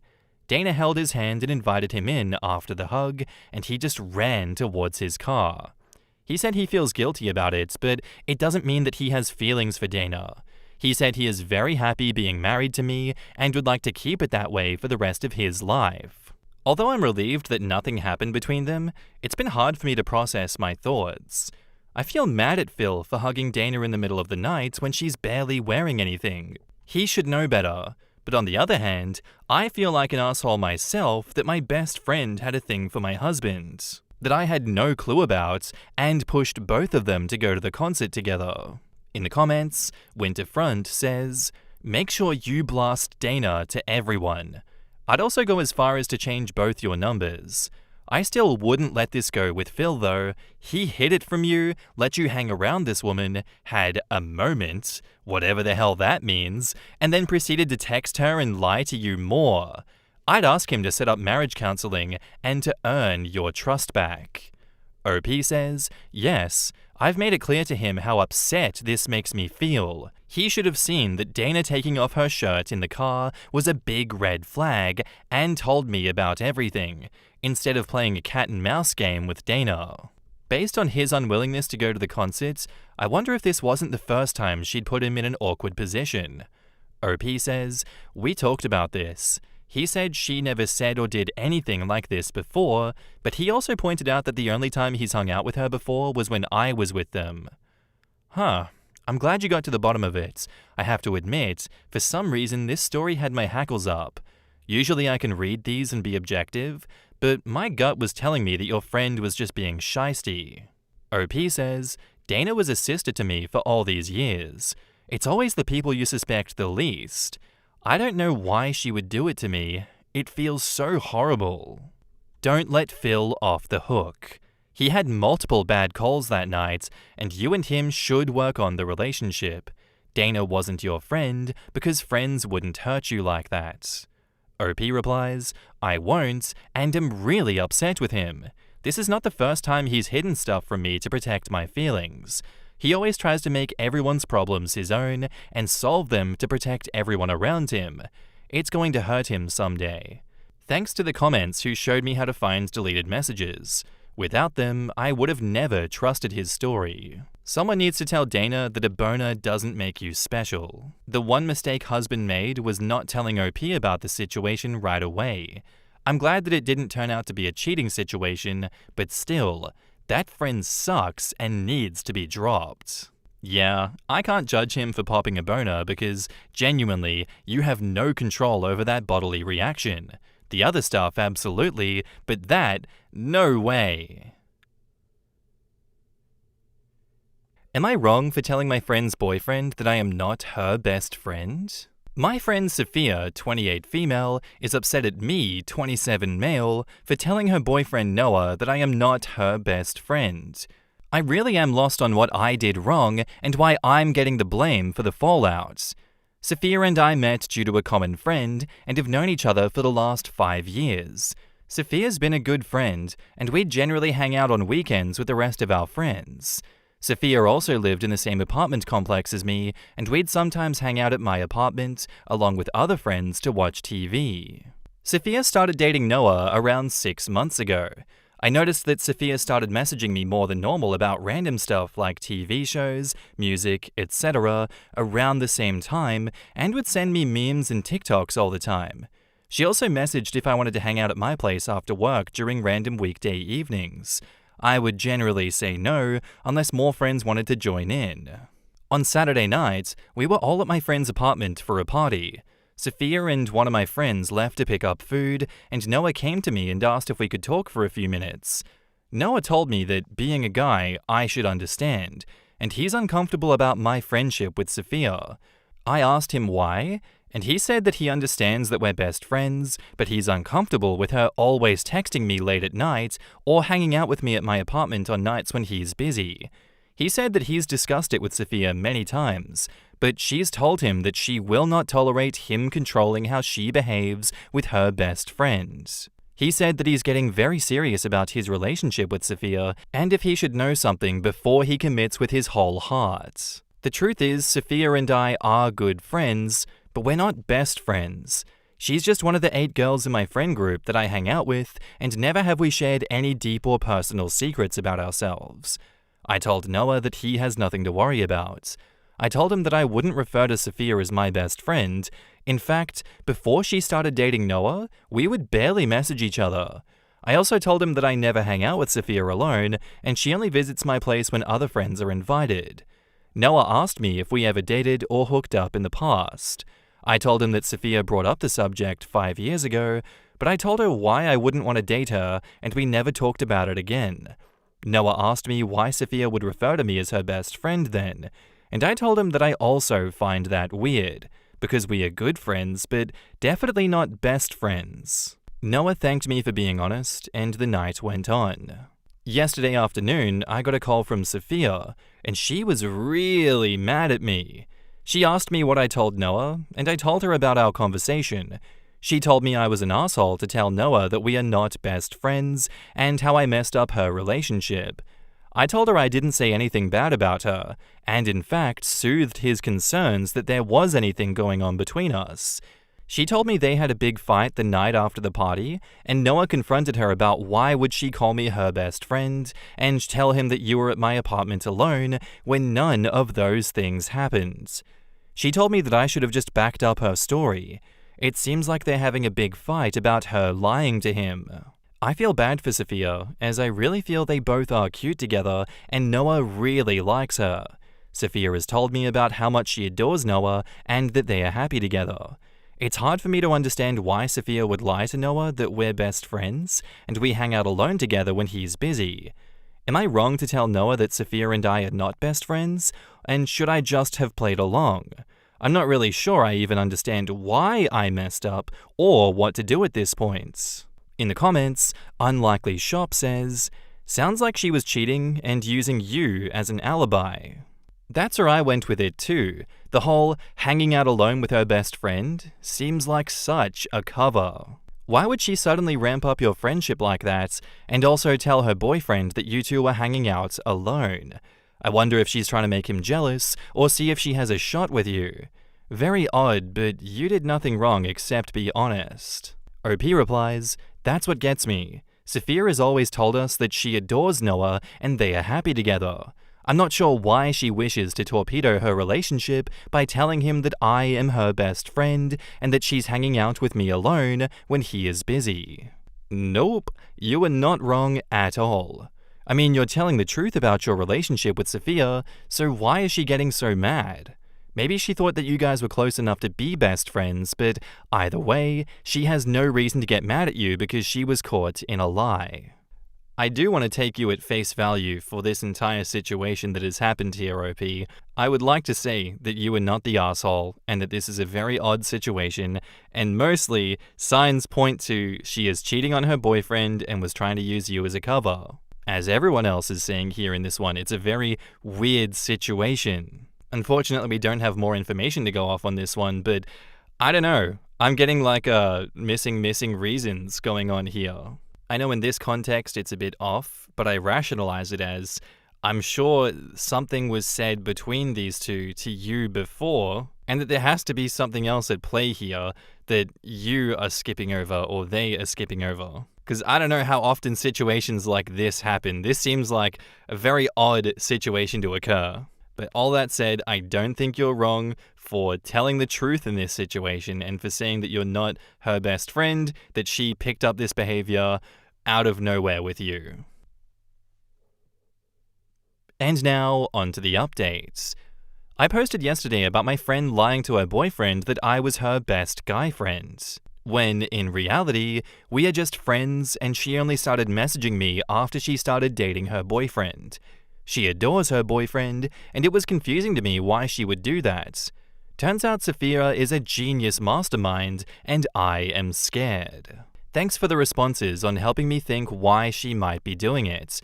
I just wanted to post an update because she came to my apartment and talked to me about the whole situation. She said some unkind things to me on Sunday after I told Noah, her boyfriend, that we were just friends, and definitely not best friends, as she's trying to portray me to be. Moreover, I also told him that I never hang out with her alone, and it's generally with a group of friends, as she had also lied about this to him. Yesterday evening, Sophia messaged me to apologize for the outburst and asked if we could meet, and she can explain why she did that. I told her okay, and she came to my apartment. She told me that she loves Noah, and he is a really good boyfriend. However, he's not very motivated and is lazy. When they started dating, he wasn't really putting a lot of effort into the relationship, and she had to ask him for everything. It used to bother her a lot. She knew that Noah's last girlfriend cheated on him, and it took him 2 years before he started dating again. Noah was very insecure about dating her, and asked her to make sure that she shares everything with him. Sophia said that Noah's a great guy, but she needed him to be a better boyfriend. So she thought she would make Noah jealous by talking to me. She said that it worked and Noah started reading our messages. She knew I wouldn't flirt back with her because I've explicitly told her that I'm not interested in her, and so she thought that I was a safe choice. That's really weird. That's a really weird thing to do. Why not just be normal and talk to your boyfriend? Like, that's a thing you can do, Sophia. She said Noah kept on asking her why she's talking to me so often, and she told him that I'm her best friend, and she needs the emotional support and stability that I provide, since Noah is not emotionally available for her. That made Noah start replying to her messages quickly, and also being more present in the relationship. This is just awful vibes. Awful, awful vibes. Manipulation ain't it. Noah also wasted his evenings playing video games with his friends and ignored her. So she would message me on those days and ask if she can hang out with me. She lied to Noah that we would just sit in my apartment and watch movies since he was unavailable, and it used to bother him. He asked her to stop, but she told him that he can play his games and she can have a fun evening with me. Noah repeatedly asked her to cut contact with me, or at least not hang out with me alone in my apartment, and eventually stopped playing video games with his friends so that he can hang out with her in the evening. She also would lie to him about how I cooked elaborate meals for her, and we had wine and painting nights, which led Noah to do the same. Finally, she told me that I was an asshole to not go with her story and tell Noah the truth. Noah, of course, got angry at her and saw that it was an act to get to change him. Sophia was so proud of her latest lie. She told Noah that I played down our relationship because I was trying to protect Sophia. She told him that I am such a great guy and was just trying to make sure that my best friend's relationship was not affected because of me. I told her that I wasn't really happy with being a pawn in her lie. She told me that it was a genius idea and that there are no victims. She got what she wanted, and Noah is a much better boyfriend thanks to me. And she will now show Noah how much she loves him by slowly reducing messages back to me, which he would appreciate, while still thinking of me as a threat that Sophia can fall back on if he changes his loving behavior. She pleaded for me to just keep quiet for her sake, as she is so happy with the way that Noah is now. I thought about it and agreed with her. It feels weird that she's literally training Noah like a lab monkey in behaving the way that she wants, but at the end of the day, he seems to have become a better boyfriend thanks to Sophia's plan. I was conflicted on what to do, but I'll just go with the act for Sophia's sake, as Noah also likes her, and there is no reason to mess things up for them. I would like to hear neutral opinions on if I'm wrong with helping Sophia lie to Noah, as it seems like it has made their relationship better, and Sophia seems to be happy. In the comments, Grim Trick says, "You're the asshole. You're always wrong helping someone lie. He's a better boyfriend to her standards. He most likely doesn't want to be doing all the stuff he does, and sure, maybe he's a bad boyfriend so they should break up, but if she manipulates him about this, what else does she do? She's manipulating you as well, and you don't even see it. The woman is diabolical. Turning someone into what you want them to be is not a moral choice. This man doesn't get to be himself, and if himself is lazy and unattentive, then that's who he is, and it's not her place to change it. And what happens if she finds someone else anyway that she doesn't need to manipulate? She will drop him quick. But she got you with this. It's true that it isn't your place to tell the boyfriend she's manipulating him, but for me, that's bro code 101, and I'd still tell him so that he can make his own choice. Right now, she's making all his choices for him by thinking that he has no choice. OP replies, "I'm not justifying her actions. However, from my perspective, I really do not want to insert myself in their relationship and be the prince in shining armor for Noah. He asked me, and I told him the truth, then he chose to believe Sophia over me. You are more than an asshole. You are a monster. I was psychologically abused the way this girl is abusing her boyfriend. It was extremely damaging. It'll take years of treatment to resolve the damage inflicted.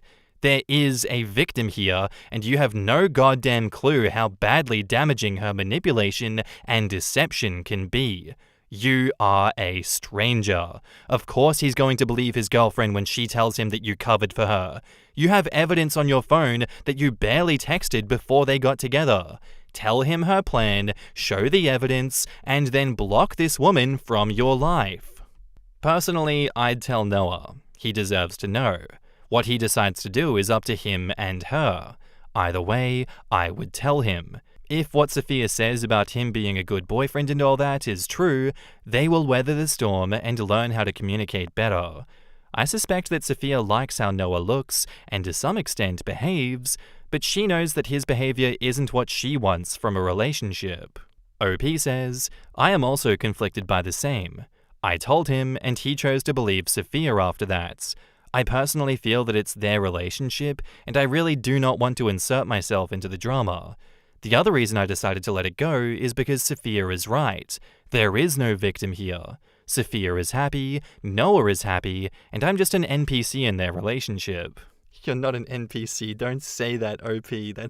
That's wrong. You're an enabler. You're an enabler in their relationship. Stop it. Get some help. Sophia is a bad person and you should cut ties. Get better friends. You are who you surround yourself with. OP says, I won't really go as far as to say she's bad. She just seems to be playing 4D chess. I am both in awe of her and also scared of her at the same time now. I'm so in awe at how you managed to manipulate your boyfriend. Wow, I wish I could manipulate people like that. That'd be so cool. Dude, this makes you 100% wrong. Better boyfriend? By whose measure? The manipulator is getting what she wants. This makes him better? How about she be a better girlfriend and not a lying, manipulative asshole? You are now at her level, slogging around in the mud. You couple of lying losers. Noah deserves so much better than a couple of lying assholes manipulating him. Back up to the post, we have an edit. After reading the comments, I'm inclined to tell Noah the truth. However, I feel he would still choose to believe Sophia over me. Moreover, I'm worried he would think that I'm trying to break them up for my own selfish benefits. I don't want him to think that I'm her best friend who has feelings for her and hence trying to break them up. Would you have believed your partner's friend if they came forward and told you this? Won't you think that the friend is just manipulating you two into breaking you up? Edit 2. Thanks everyone for your inputs. I really thought about telling Noah. I've decided not to tell him. I've decided that you're a terrible person for that, OP. What the hell? I don't have any messages that would prove that she is lying. Moreover, I am also scared that she might manipulate Noah into believing that I am her guy best friend and desperately trying to break them up after Noah told me he wants to be more serious. I risk losing my friends if they tell that narrative to all my friends, and as much as I realize that she's playing on Noah's worst insecurities, I don't have a way to tell him without risking social, logging off of life. Sophia's plan is foolproof, and there is no way that I can convince Noah without any solid proof. I will, however, avoid her and not reply to her messages, and only interact with her in social settings.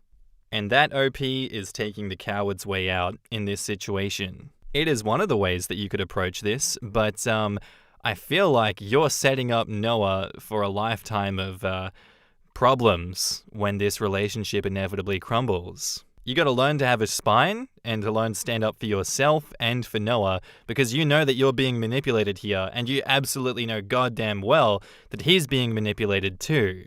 Fair enough, you can live your life as a coward all you want, OP. Go ahead, but you're an asshole for doing that, and I look down on you for it. Noah deserves better, your friend group deserves better, and, I don't know if you or the girlfriend deserve better for your actions and choices thus far. But I hope that you wake up one day and realize that this path you're going down is wrong and change for the better. It's not too late. It really isn't too late. You can be a good person. But will you? That is the question. Our next post is by a throwaway account titled, Am I the asshole for opening my, male 28, girlfriend's, female 27, gift that she didn't want to open? My girlfriend recently had a birthday. We had a small get-together at our apartment, but my girlfriend still feels uncomfortable opening gifts in front of people because of the pressure, and all of our friends know that. She opened them privately that evening. 2 days later, my parents' gift arrived. My parents are on the wealthy side and bought her a designer handbag that she'd been openly admiring the last time that we had visited. They had purchased the bag that weekend and had been saving it for her birthday. She responded a thank you before she opened it and would let them know when she did. The box sat on our dresser for about 2 days before my parents sent a text wondering if she had opened it yet. I asked her when she would open the gift, and she just shrugged and said, "I don't know, soon." I was also really excited to see her open this gift, as I knew that it was something that she really wanted. A few more days passed. My parents checked in again about whether she'd opened the gift. At this point, my girlfriend came to me and asked if I could tell my parents to back off, as she was feeling too much pressure around opening the gift and it was making her not want to open it. I admit that I've never really understood this, and I told her that I didn't get why she wouldn't open it. My parents weren't there, and all it would require is a thank you text at the very least to acknowledge it. To me, it was the exact same as our friends leaving the party before opening her gifts. She got really frustrated with me and said, "You just don't get how uncomfortable it makes me." About a week after the gift arrived, my parents texted me outside of our group chat and asked if she liked the bag. I told them she still had not opened the gift. They asked me if they'd made her uncomfortable, if they had overstepped in any way or something. They've gotten her gifts before that have never gone over like this, and I truly did not understand why she wasn't opening it. And at this point, I thought it was borderline rude to not open it and acknowledge the gift. She went out with her friends yesterday evening, and I opened the box for her, displayed the bag on the dresser so that the pressure of opening it was removed, and we could just move on. I really thought that I was doing her a favor and ending this awkward situation. When she got home and saw it, she was pissed. She said she had guessed it was the bag that she had wanted and felt awkward knowing that it was an expensive gift and she didn't feel comfortable opening it yet. I tried to explain that she was getting a bit rude putting it off, but she said that it was more rude of me to open it for her. We went to bed shortly after, and she was very short with me this morning. The bag is still sitting on the dresser where I left it, so am I the asshole? In the comments, not the asshole. If my girlfriend wouldn't open my parents' gifts, I would tell her that I'll tell my parents to never gift anything to her if that makes her so uncomfortable that it affects my relationship, and she doesn't deserve anything from them because she doesn't appreciate it. Then I'd return my gift to my parents or to the store if the parents don't need it, and tell them big thanks for trying. I would also require an explanation of what exactly is happening in my girlfriend's mind and why she felt anxious so in the future I could protect her mind. Or if she can't explain it and keeps acting like an ungrateful brat in other instances, then just drop her. I hate people who create problems from nothing, and this is a problem sucked out of her finger. It is very hard to live with such people as they will create drama from pretty much everything. OP replies, "Dude, way too much. She's not ungrateful and she's not a brat. I'd put money down that your girlfriend has some form of untreated OCD. OP replies, "You're not the first person to have said this. A few of our mutual friends have commented on some of her tendencies in common with OCD. Could you elaborate? I don't think either of us would have associated it with our perception of OCD. Info. Has your relationship been good recently? Any fights or perceived slights? I'm wondering if maybe she felt that it was wrong to accept a gift from them because of something related to your relationship. Small things like this often go a bit deeper than you would expect." OP says, "A few comments have suggested this, but with full sincerity, our relationship is great. We are very in love. Clearly, I blundered here, but I don't think that she was avoiding opening it because of a problem in our relationship. Everyone sucks here, but mostly your girlfriend. It's reasonable for people to not want to open gifts in front of other people. There is an element of social pressure there, and a courtesy-induced need to pretend to like it, even if it misses the mark. However, refusing to open a gift in the privacy of one's home is not reasonable, and may be indicative of deeper issues which should be resolved through professional assistance. Your girlfriend should recognize that her gift-opening anxiety has gone beyond healthy limits, and she should explore why, since, minor as it is likely to continue interfering with her significant relationships. As for you, OP, you shouldn't have opened it. You should simply have explained to your parents that your girlfriend has gift opening anxiety and to not take it personally, and to be patient. If your girlfriend expresses to you that the gift was too expensive, pass that on gently so they can adjust their gift giving next time. I can also see how the comfort of her own home didn't feel like privacy, as her boyfriend is the proxy of the gift giving, knowing what it is, pestering her to open it for his parents. She clearly has an issue around gift receiving, but I truly don't feel like OP made it feel like a safe space at all. That's fine for like a day or two, but anxious avoidance is horribly self-destructive, and we who engage in it are sometimes really, really good at rationalizing it away indefinitely. Her home should be a safe space, yes, but enabling this level of anxious avoidance is bad. She needs to be in CBT or a similar type of therapy. Yeah, I'm on board with an everyone sucks here judgment for that. I feel like this is an issue that you guys have both avoided for a long time.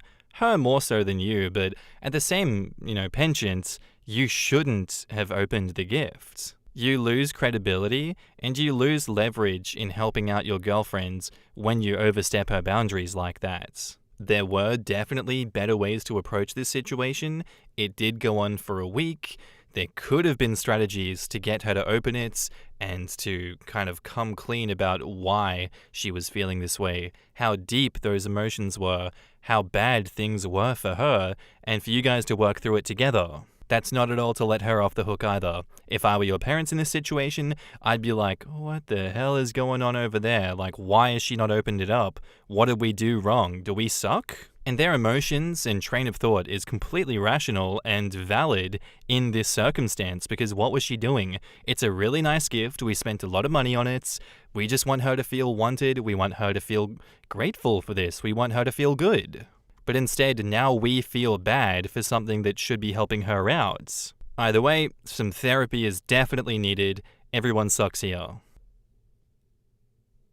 And now, onto the update.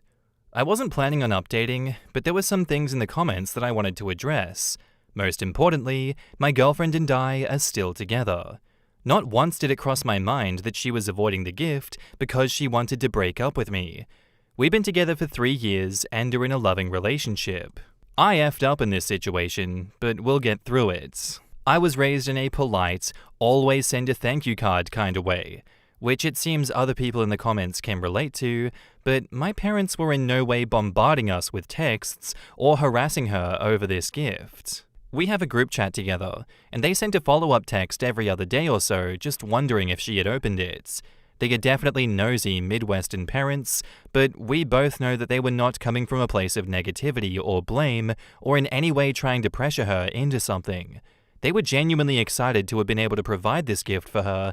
They have a great relationship. Yes, my girlfriend has expressed discomfort around opening gifts before, but not in a way that indicated that she doesn't like receiving them. She has told me that she just hates the pressure of reacting a certain way in front of people, and also thinks that it can be awkward for other gift givers. Usually, if someone gifts her something, she opens it as soon as she is in private. On her birthday, I left her a gift by the bed and went to get breakfast.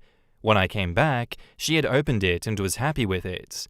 That's why I was so confused as to why she had not opened this gift. As messed up as it sounds, I really did think that I was helping by opening the gift.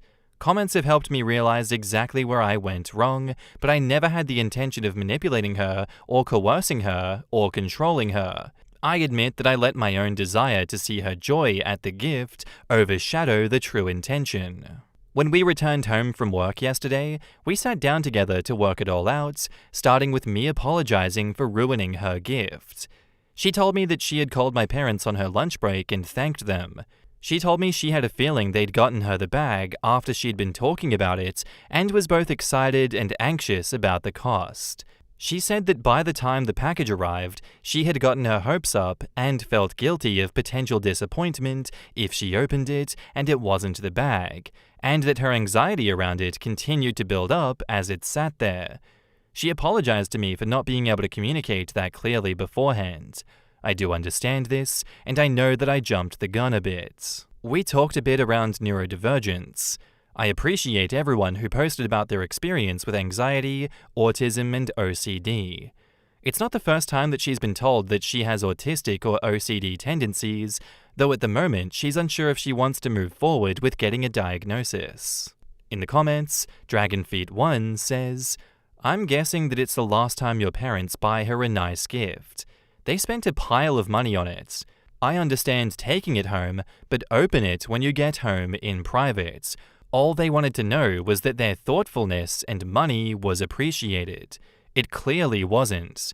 When you love people and you're neurodivergent, if you want to keep them around, you have to learn to act like a normie, or at least near enough to not be offensive. She needs to work on this skill. It's unfortunate because she clearly understands the thoughtfulness and value of their gift, but it doesn't matter if she can't communicate it. What should have been a happy event became stressful for all parties. Frankly, it's better that you opened it. It seemed that your girlfriend was spiraling into anxiety, and a clean break was more helpful. Or else she might have left the package there until Christmas, and things would get worse when she got more presents, or no more presents, or a present that is a nice wrapped box meant for display only, or any of the alternatives. See, this is what I was wondering when I read the original post. To the people berating OP for opening the box, how else was this situation going to resolve? Girlfriend was spiraling, as you said, and was clearly not communicating. OP tried to ask her and gave her so many opportunities. She just wasn't processing her anxiety over the potential disappointment of the gift. At this point, it wasn't about reaction since she could have just opened the box when OP was at work or in the bathroom. The box would have sat there forever. OP and his parents would have had to give up since girlfriend wasn't explaining what was going on. You didn't mess up at all, mate. People were going wild calling you selfish and a bad partner with very little evidence. If I were your parents, I wouldn't get her anything ever again. Her behavior didn't come from a bad place, but it was hurtful and belittling to your mum and dad. That's your family at the end of the day. I think if they, meaning OP and girlfriend, communicate to the parents what exactly was going on, and if girlfriend seeks therapy, it'll help future situations with gift giving. OP's parents are probably confused because they don't fully understand the severity of girlfriend's anxiety, so they would definitely be in the right to not want to buy her another gift. Once the entire issue is laid out and explained, by the girlfriend if she's comfortable, I think it'd give the OP's parents more clarity and reassurance on gift giving. But the girlfriend has to put in the work to help handle this gift anxiety, because if she allows this to continue, it's going to affect her relationships with people in the future.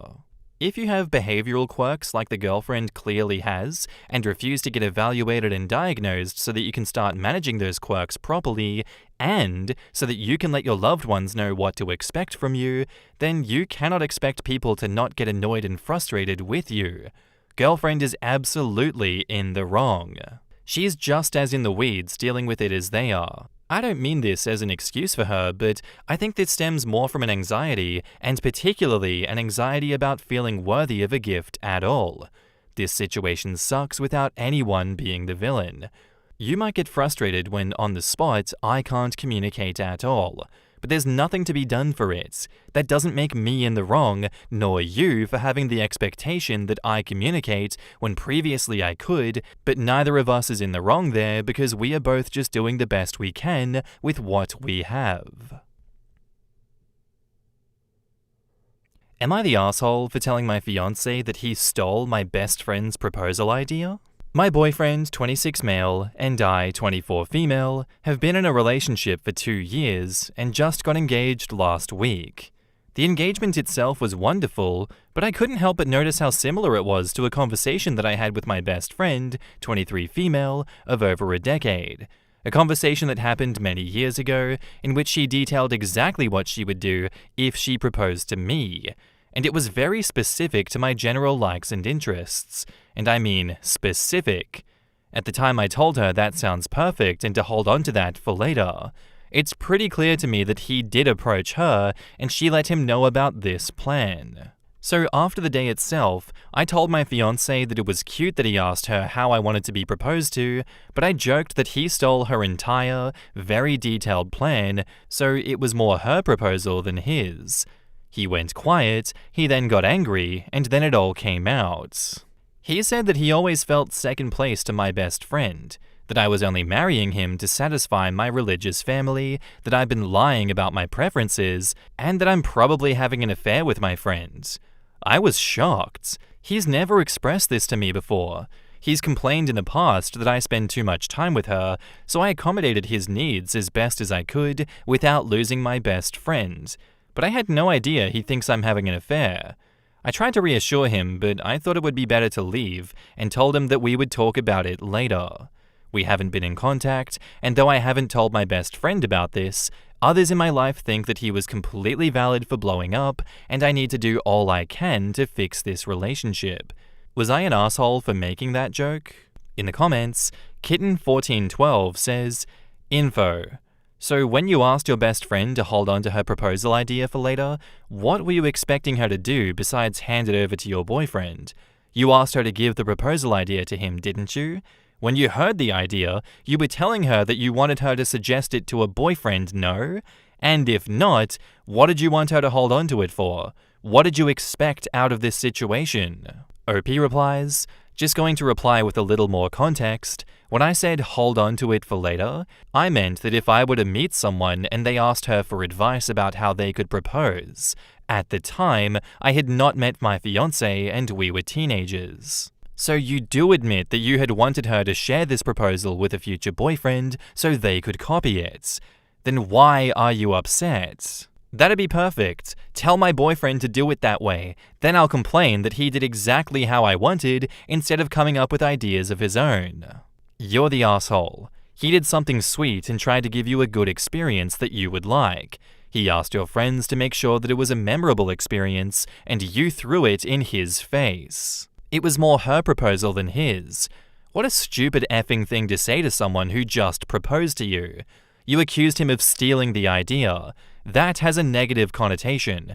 It's a pretty shitty thing to accuse him of. Don't make the same mistake with your next boyfriend if they propose too. Yeah, OP, you're the asshole for how you reacted to his proposal, but it sounds like your fiancé has some very serious issues with you and your BFF. Like, I find it really weird that he proposed to you, then basically called you a lesbian who's emotionally cheating on him. Like, F the proposal shit, what the hell is going on? Is this true, or is he kind of an insecure psycho? My speculation is that OP makes comments like this a lot about the best friend that have made the boyfriend second-guess things, and this was a last straw that unleashed all these insecurities that he has been dealing with. Boyfriend accusing her of an affair with her best friend right after proposing is definitely some insecure psycho shit. But the fact that OP thought her comment about the proposal was appropriate and acceptable makes me wonder what all of this looks like from the boyfriend's POV. So your mind didn't go in that direction when the friend was quoted as saying that's how she would do it if she proposed to OP. If OP isn't interested in her best friend that way, it sure sounds as if her friend is. I'm sure the fiancé has felt that too, and this comment of hers was the last straw for him. Plus, OP told her to hold on to that for later, after hearing about her friend's proposal plan. If she didn't want her friend to hold on to it for the purpose of sharing the good idea with OP's proposing significant other, why the hell did OP want her holding on to it? Just in case they found themselves in a rom-com where they have to have a fake lesbian engagement among themselves? Wacky, we don't really mean it, unless... Honestly, I would find it very odd if my best friend shared with me, in detail, how she would propose to me. How and why does that even come up? That conversation would definitely make me think that there were feelings deeper than friendship. It's clear that your fiancé has some potentially justified insecurities about your relationship with your best friend. You and your fiancé need to sit down and have a calm conversation about your relationship. Edit, I just read OP's comment, where she told her bestie to hold on to the idea, proposal, so that the bestie could share it with OP's fiancé-to-be. You're the asshole. Yeah, this one's gonna take an absolute boatload of context and explaining from your part, OP. I do feel as though he has some justified insecurities about your relationship with your best friend because, you know, it comes out of left field. There's definitely some missing reasons going on in this story too. And I would love to know his side of the story and what he has observed in your interactions with your best friend. I still don't understand how this could upset you so much that you got what you asked for, but maybe we're living in opposite lands, where the things that we like the most actually upset us the most. I'm gonna say that that's the rationale that we're going with here. I would love to know what you have to say in the update, though. I can't wait. As it stands, though, you're the asshole. And now, on to the update. I would like to start by saying thank you to everyone who responded to this post. It put things into better perspective for me. I apologize to my partner, not just for the joke, but for making him feel the way that I did. I keep receiving messages asking for updates, so I just wanted to hop on and clarify a few things that I didn't want to talk about before. I was asked about my orientation. I identify as asexual, and my partner is straight. We had a great, low-intimacy relationship. I stayed loyal throughout our relationship, and we discussed how this was going to work at length when we were first together, and often talked about boundaries. So I didn't think this was a big problem, but it turns out that it was. Someone found this post and sent it to him. He found it funny enough to show to our mutual friends, but in doing that, he accidentally showed his own Reddit account. After some digging, they saw that he had a very different set of views to what I previously thought, and was involved in quite a few incel-ish posts in different communities. Apparently, he had suspicions for a while that I'd been lying to him about my preference and I was a lesbian, but he thought that I would change my mind over time. This came as a total shock to me. A lot of people showed confusion over his behavior, including me, and now this information has come out, it makes more sense that he was letting go of grievances he had been holding onto for a while. Needless to say, the relationship is done. I gave the ring back and offered to pay the cost of the proposal, which he declined. I think it's ultimately for the best. And to you, because I'm sure you're going to read this, thank you for everything. I hope that we can both learn and grow from this separately, and I wish you all the best in that. As for whether I'm going to dramatically elope with my best friend, I doubt it. We're like sisters. She's been happily married to a lovely man for the last 3 years. We're just close, I guess. Anyway, thank you all again for your sometimes brutal honesty in this. All in all, things worked out for the best. In the comments, Arbisto says, crazy convenient that the fiancé turned out to be an incel after she was roundly shat on for her behavior. If you believe that update, I have some magic beans that you might well be interested in. And the asexual part. I know it's not everyone's business, but that came out of left field for me as an explanation as to why she isn't with her best friend, and why he had repressed emotions right after he proposed. And just saying ace doesn't actually clarify whether or not she's interested in women. She obviously feels romantic attraction, and her not clarifying if she is hetero-romantic or bi/etc. had me raising an eyebrow, to be honest. Yeah, I feel like that's a bit of a cop-out update from OP to not take accountability for their actions in this and be like, you know what? He's actually the bad guy, and I have the receipts to prove it. Really, OP? Is that really the truth here, huh? He just happened to be an incel, and all your previous actions from beforehand are now forgiven because he was the bad guy. Trust me, source, trust me, bro. I'm a little jaded by that one, and I'm gonna take you at face value that you're perfect and he's a bad guy. Clap, clap, OP, clap, clap. Our next post is by user HumanDog1732, titled, Am I the asshole for ruining family therapy? To avoid confusion, OP refers to her father as step-sibling's dad, and OP also uses BF, which is bio-father. My 18 female mum died when I was 7. My father, aka step-sibling's dad, remarried a year later. His new wife had 3 kids, A, which is 8 male, B, 6 male, C, 3 female. He said that she wanted a dad for her kids, and he wanted a mum for me. I remember telling him that I didn't want a new mum. He said I would understand later. My step-sibling's dad basically stopped doing anything alone with me. No more camping nights in the backyard, or movie nights which we had done every week for years. Nothing. He spent time with all the new kids to bond. It's been 11 years, and he still doesn't have time for me because he's bonding with them. He stopped coming to my games when I got to high school. His wife and I have nothing in common. I play 3 sports and I'm on the speech team. She's very girly and likes girls' trips to buy clothes and makeups at different malls. She knows I don't want to go, but just tells my step-sibling's dad that she invited me. I have a teammate that I play 2 sports with. Her parents have become like my own. She said that she's totally fine with it. I make sure all the time because I don't want to take someone else's parents, but she's always the one to invite me over, brings her parents to my swim meets because she knows that no one will be there for me. She also invites me to go shopping for Mother and Father's Day gifts and says they're from the both of us. Her parents get me holiday gifts and say that I'm always welcome. Senior night at basketball, I told her my step-sibling's dad isn't going to walk me around the floor because he doesn't even come to games. She asked her dad to walk the both of us, and he was happy to. In a small town, that made the paper because they thought that it was sweet. My step-sibling's dad flipped out and took us all to therapy. He asked why he hadn't been asked. I said because he didn't come to games. He said he didn't know that I played basketball anymore. I asked if that's why he didn't come to swim or softball when he couldn't miss A and B's practices, or come to speech meets when he went to C's dance recitals. He just stared at me and said he didn't know that I still did those either.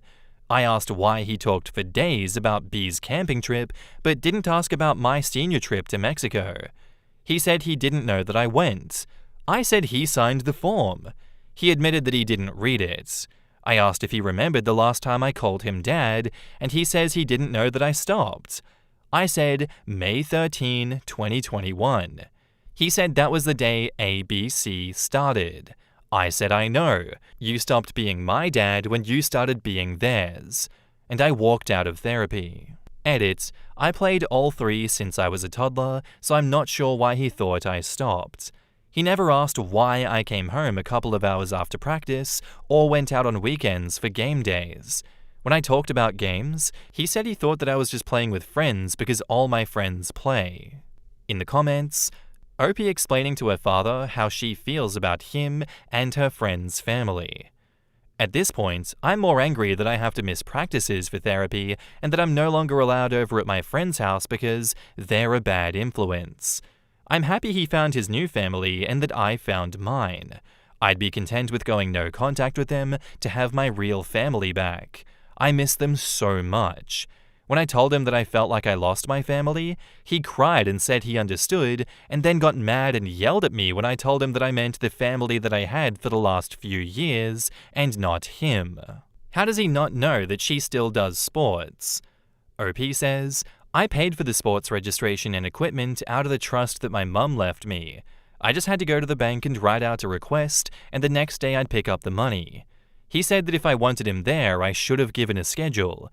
I told him that I don't understand why he would think I would just stop playing all the sports that I'd played since I was a toddler, and that he didn't get schedules from my step-siblings, he got them himself. Then he just got mad and walked out. How did her dad not know that she went to Mexico, and how did OP get a passport without a parent? OP says, I had to have the form signed at the beginning of the year for numbers planning for the teacher. I was 17. I got my passport after my birthday before the trip and paid for it out of my mum's trust fund. He knew that I went on a trip but didn't know where to. Further in the comments, Euthanasia63 says, your dad basically abandoned you when he started bonding with your step-siblings. You found another family and another father figure. And this was basically rubbed in his face at family therapy, and there was the photo in the newspaper too.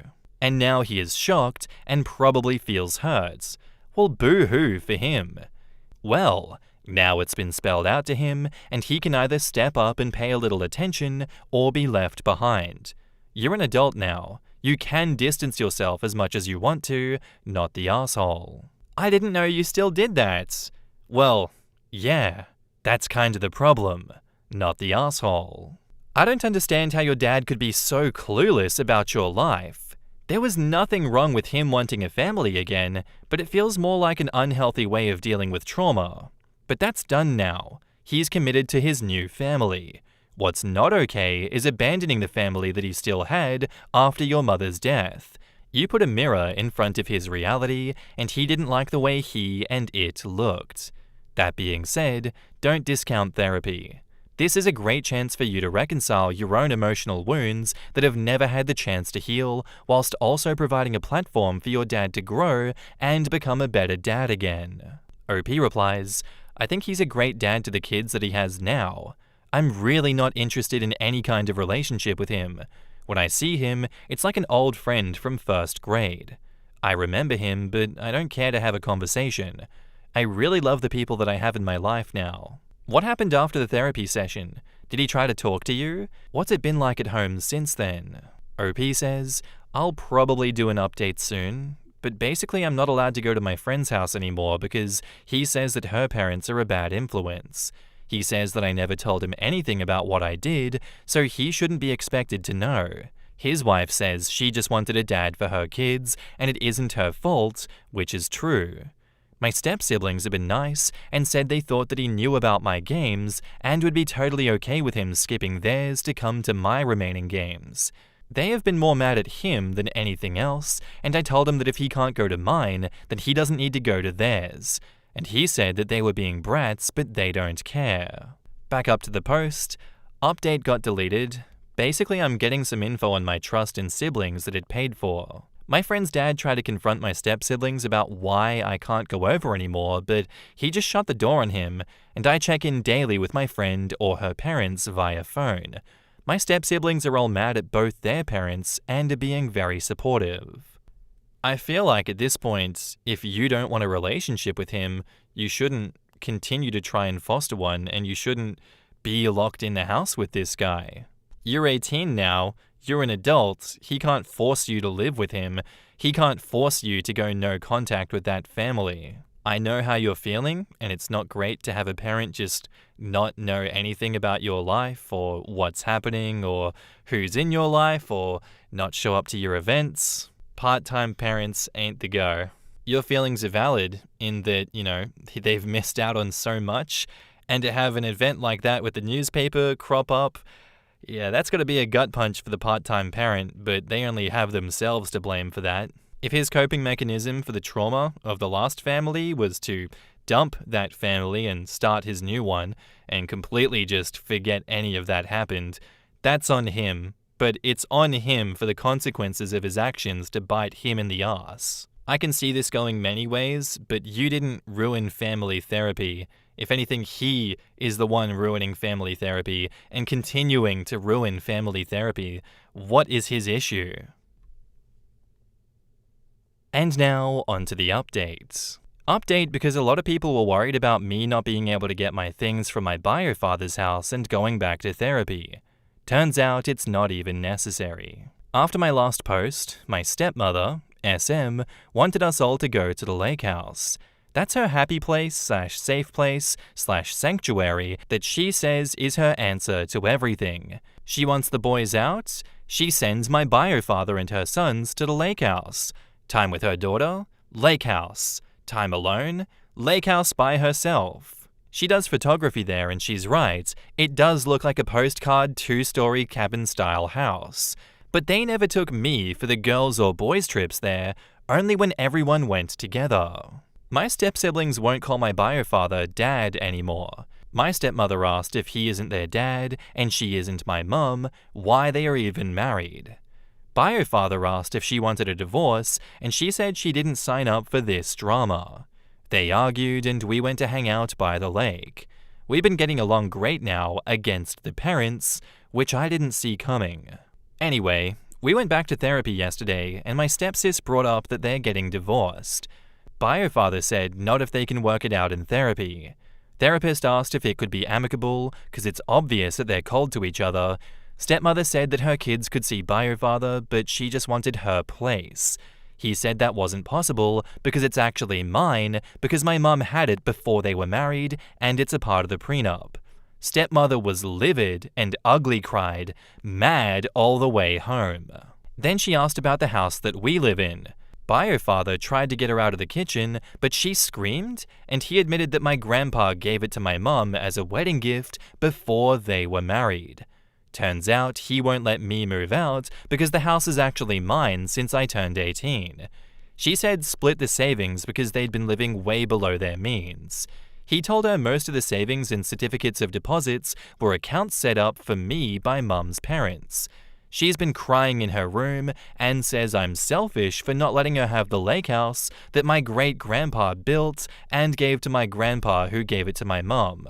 In the comments, Wild Black Hat says, "What in the world?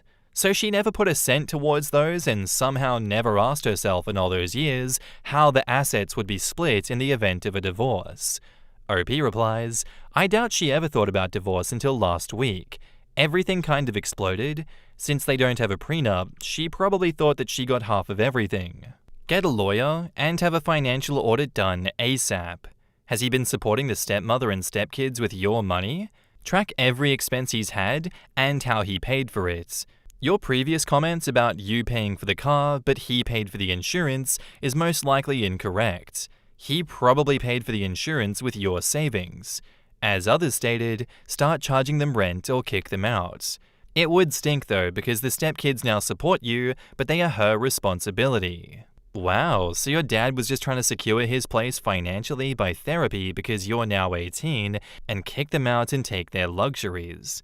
Wow. So if it's OP's house and OP's lake house and OP's trust fund, then OP could literally just evict stepmom and bio dad. Maybe they ought to be a little goddamn nicer to their meal tickets. Good lord, OP has been denied trips to the lake house that she actually owns? The dad and stepmom are utter shit. Also, I think OP mentioned her dad banned her from seeing her friend's parents or going to her friend's house, even though she's 18, wants to be no contact with her family anyways, and goes on to say that she owns the home they live in and multiple other homes, so her dad really should have no control over her. I'm a little bit lost. Sounds like she didn't know about any of this. Sperm donor had good reason to keep her in the dark so he could keep living off of her. I found my boyfriend of 2 years on Grindr. How can I live a normal life after this? It was horrible. We had just arrived at my beach house where we were going to spend this whole week. We were looking for a good pizza place and I screenshotted my favorites. I opened his gallery to choose the pizza and found various pictures of him nude and other men as well. When I confronted him about it, he just said that he traded pictures on Grindr for an adventure and he never encountered those men, but honestly I couldn't trust him. If he wanted to only trade pictures, he would do it online. Those apps are meant to find people near you. I can't trust him, and the worst part is yet to come. He admitted that he lied, and his last relationship ended for similar reasons. So this was something from way back before we were together. So I bought a bus ticket for him to go back home. While he was out of his way, I called his mum because I needed to know if he went out with anyone in May, when we were not seeing each other because of a medical congress that I went to. I discovered that he also lied about his last relationship. The first time he hit on me was 2021, and he was still with his girlfriend. He said he spent 2 years with her. It was actually 4.5 years. He said he was single for 2 years, but it was only 6 months. I discovered the whole situation was so insane that she dropped out of college to not see him anymore. I didn't even know that she studied in the same college as him. Apparently they got in together. Also, he had told me before of a sexual encounter he had in mid-2021. Therefore, he accidentally admitted to having an affair with his last girlfriend. Dude, I'm so in utter disbelief. He had never done anything to make me feel even slightly suspicious. I can't trust anyone anymore. I don't know what to do. Can anyone redirect me to a support group? Anything for resources. I really need help at this moment. I feel so humiliated, so betrayed. I don't know what to do. And yes, we already broke up. In the comments, ACJ30 says, OP was right to break up with her ex-boyfriend. I would no longer trust this liar in a conventional relationship, much less in a dom-sub relationship. OP says, I deleted all my BDSM-related posts because I'm sick to remember it all now. I'm the one who introduced him to this lifestyle, and now I just want to puke thinking about him. Your boyfriend is gay. Just dump his ass and move on. Edits, I really don't care if he's bisexual or not. He's a lying piece of crap for all that matters. OP says, he's still saying he's not. I know it's a lie, and I feel sorry for him and for whatever poor girl ends up with him. I blocked him on everything, and I'm trying to get my strength to move on. Has he not even admitted to being bi? I mean, the evidence is there. OP replies, he said he didn't feel attracted to them, just liked exposing himself and that men were easier. Women usually don't want dick pics. Do I believe him? Not for a second. That effing liar. How would only trading pictures with men be any better? It's cliche, but you dodged a bullet. OP says, thank you. Deep down I know I did. I'm just so betrayed I feel sick. That's because you were betrayed. Full stop. The truth of that is not made less painful because the end of the relationship is valid. That hurts. Feel that fully and heal from it with the help of a professional or professionals. I was with my ex-husband for almost 20 years and married for 15 with 2 kids. We built a great life that got ripped out from under me last year when I found out he was cheating on me with lots of men. Very traumatic for me and has taken lots of healing. Be happy you found out now and not later. Move on and don't accept his excuses. Whether he's gay or bi, it doesn't matter. He's not loyal, and that is clear. It's so hard when you're finding out everything after the fact. The trust that you had is shattered at this point. In my opinion, the healthiest thing to do is end the relationship. It's so heartbreaking, but you can't be with someone who isn't completely honest with you. Not that your partner has to tell you everything that's ever happened to them, but refusing to tell you the truth or concealing things that are extremely significant, his last girlfriend, the affair, the length of the relationship, etc., unfortunately shows that this isn't a person that you can trust. If he's done it in the past, he can most certainly do it again. I am so sorry for the hurt that you're going through. As someone who's been in your spot before, it's one of the most painful things ever. However, the best thing for you is to have enough self-respect to leave. Not saying it's not excruciating to do, but you can't be with someone who hides things like this. Wishing you all the best, OP. OP replies, thank you so much. It's hard to find strength to actually end things, but I have no other sane choice. I'm gonna get tested. He affirms that he didn't cheat on me, but I don't trust him. I am gonna get tested ASAP. He was beyond any suspicion for me. I'd never expect something like this from him, which makes this all so much harder. I had no obvious red flags that he was doing anything wrong, but the fact that he looked too good to be true. This is going to be hard to bounce back from. Yeah, what do you even say about this? At the same time, thank God it's only 2 years down the drain with this guy. You're still 22, there's a world ahead of you, and you can live a normal life after this. As we always will repeat, thank God you're not married to him, thank God you don't have kids with him. You can just have an easy break from this relationship, as gut-wrenching as that is. Better now than 10 years down the track, that's for sure. Like, I just don't buy his excuses. There's no way he's not bi or gay. Like, oh no, I just really want attention from men specifically because they like my dick pics. Brother, that's gay. Nothing wrong with that. But don't lie to yourself and don't lie to your partner. It doesn't look good for anyone. What are you talking about? It's okay to be gay. It's not okay to be doing what you're doing though when you're with someone. Seems like he's really grappling with his identity right now, and you shouldn't have to be caught up in all of that. You deserve so much better, OP. And now, onto the updates. Buckle up, this is going to be a hell of an update. I want to preface this by saying I'm really glad that so many people reached out to me. This is the hardest time of my life, so having this support by incredible people truly made a difference. Now, I want to clarify some questions, as well as telling you where my mind is at this moment. It's been 50 hours since my life changed. I know it sounds dramatic, but one thing I failed to say earlier is that my previous relationship was abusive, and the Grindr man was the one saying that I deserved to have someone treat me better, and that he couldn't believe how people wronged me in the past. He yapped on and on while running his fingers through my hair that he was happy to help me heal and rebuild my trust in people, and that my suffering was over because he would do anything in his power to make me happy. Oh well. By the way, I knew he was bi, and that didn't bother me one bit. I'm bi as well, and I never cheated and never will. We were totally sex positive. We welcomed any kinks. Hence, this account was fully BDSM related before the incident. I said multiple times that we could try stuff with other men, which he never showed any interest in, even if by himself.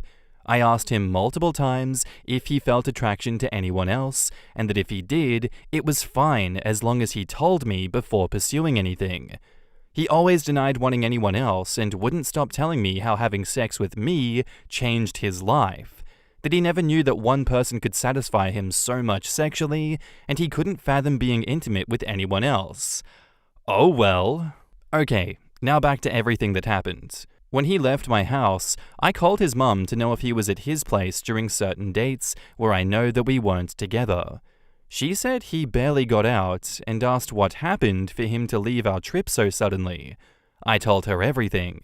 She was heartbroken and said that she would miss me, that she respected me even more given how I treated him well even after all of this, and that she wishes I find someone good for me. In this phone call, I got some dates straight, and I realized he hadn't been single for 2 to 4 years like he mentioned.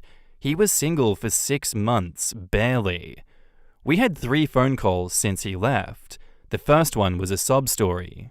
The second one was him lying again. He said he came home. I asked if he talked to his parents about it, and he said they did, but I knew that it wasn't true because I talked to his mum, and if he discussed anything with his parents, he would know it. I confronted him, and he was defensive. I said I wanted him to feel the shame and embarrassment from this situation to learn a lesson on lying. Also, he said he lied about having this one experience with a man in 2021 because he wanted to appear more relatable to me since I'm bi too, that he never had sex with any men. The third and final call, I asked him to at least give me peace of mind now that we aren't going back together and that he owes me this. He clarified the whole situation about his ex, and he said he lied because he wanted to put this all behind him. His ex dropped out of college to pursue a scholarship abroad, not because of him, and he said he swears on his own mother's life that he didn't cheat on me physically. He was just addicted to the attention and reassurance that the men he talked to gave to him. Don't worry, I will get tested either way, but given how busy our sex lives were, I believe any person on this planet would be too exhausted to pursue someone else physically. So I kinda believe he didn't have sex with anyone, though not for sure. He begged me to come back and said that this whole situation already taught him everything and that he could fix this. I said I loved him, but I couldn't betray myself like that. I hope he understands that the problem wasn't the picture. I would have forgiven him if he told me the truth. The real problem were the lies, the mistrust, the unnecessary secrecy. I never gave him any reason to be afraid to talk to me. I told him every single dark secret about me. He was selfish. One thing I know for sure is that he will regret this for a long time. He will remember me. He knows what we had was rare and beautiful. I could see from his desperation, he was a victim of himself. I truly want to heal from this pathologic lying. I truly wish that he overcomes this and doesn't put any other woman through what me and his ex had been through. I wish all the liars and cheaters to heal and to learn to live in truth and love.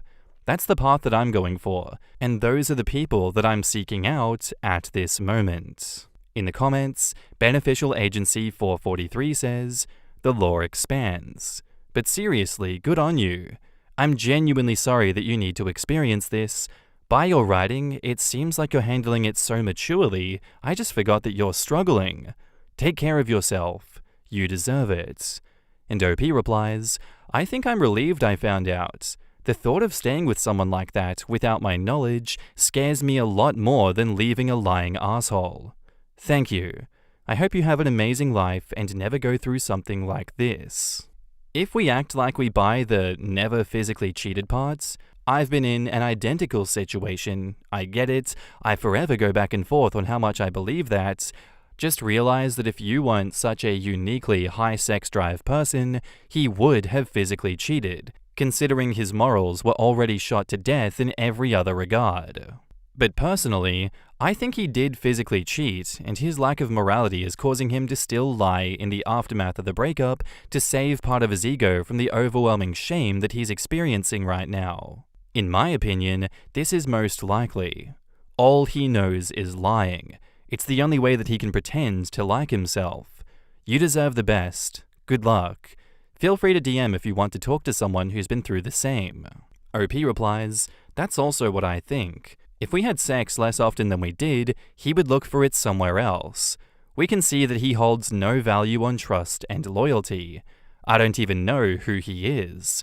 I want to believe that he didn't do it for my sanity. I have to believe that he was at least a little bit the man that he showed me."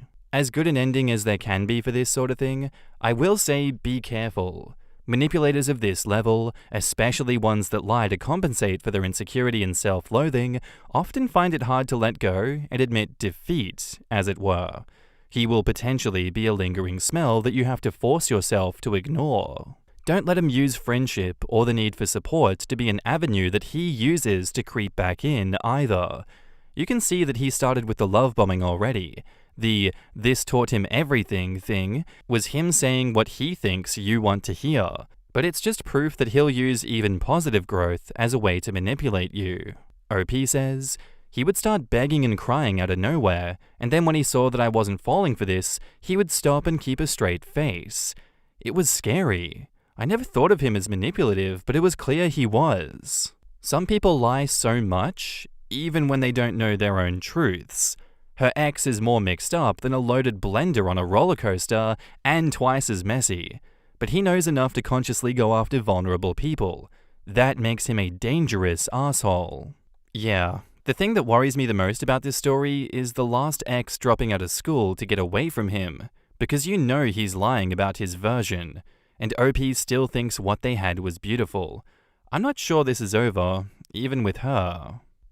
I'm not sure either, but I don't think that we'll be getting another update on that one because, even if he does stick around, what are you gonna say? Like, I can definitely see a possibility where he keeps stalking her and she goes to the police and she gets a restraining order against him. That's absolutely a possibility. But really, that's just a continuation of other stories we've heard before. I like where this one has ended. It kind of shows clearly that he is a manipulator, he never meant what he did, he's been lying this whole time, and the best course of action you can do is just cut him off, tell him to his face that it's not happening, I don't believe your lies, stay away from me and stay away from my family and friends, and just hope that things go well from there. It really sucks that someone that you can invest so much time in turns out to be such a monster, but really, how can you tell that that person is going to be a monster? How can you know that someone's going to be like this when you go to break up with them?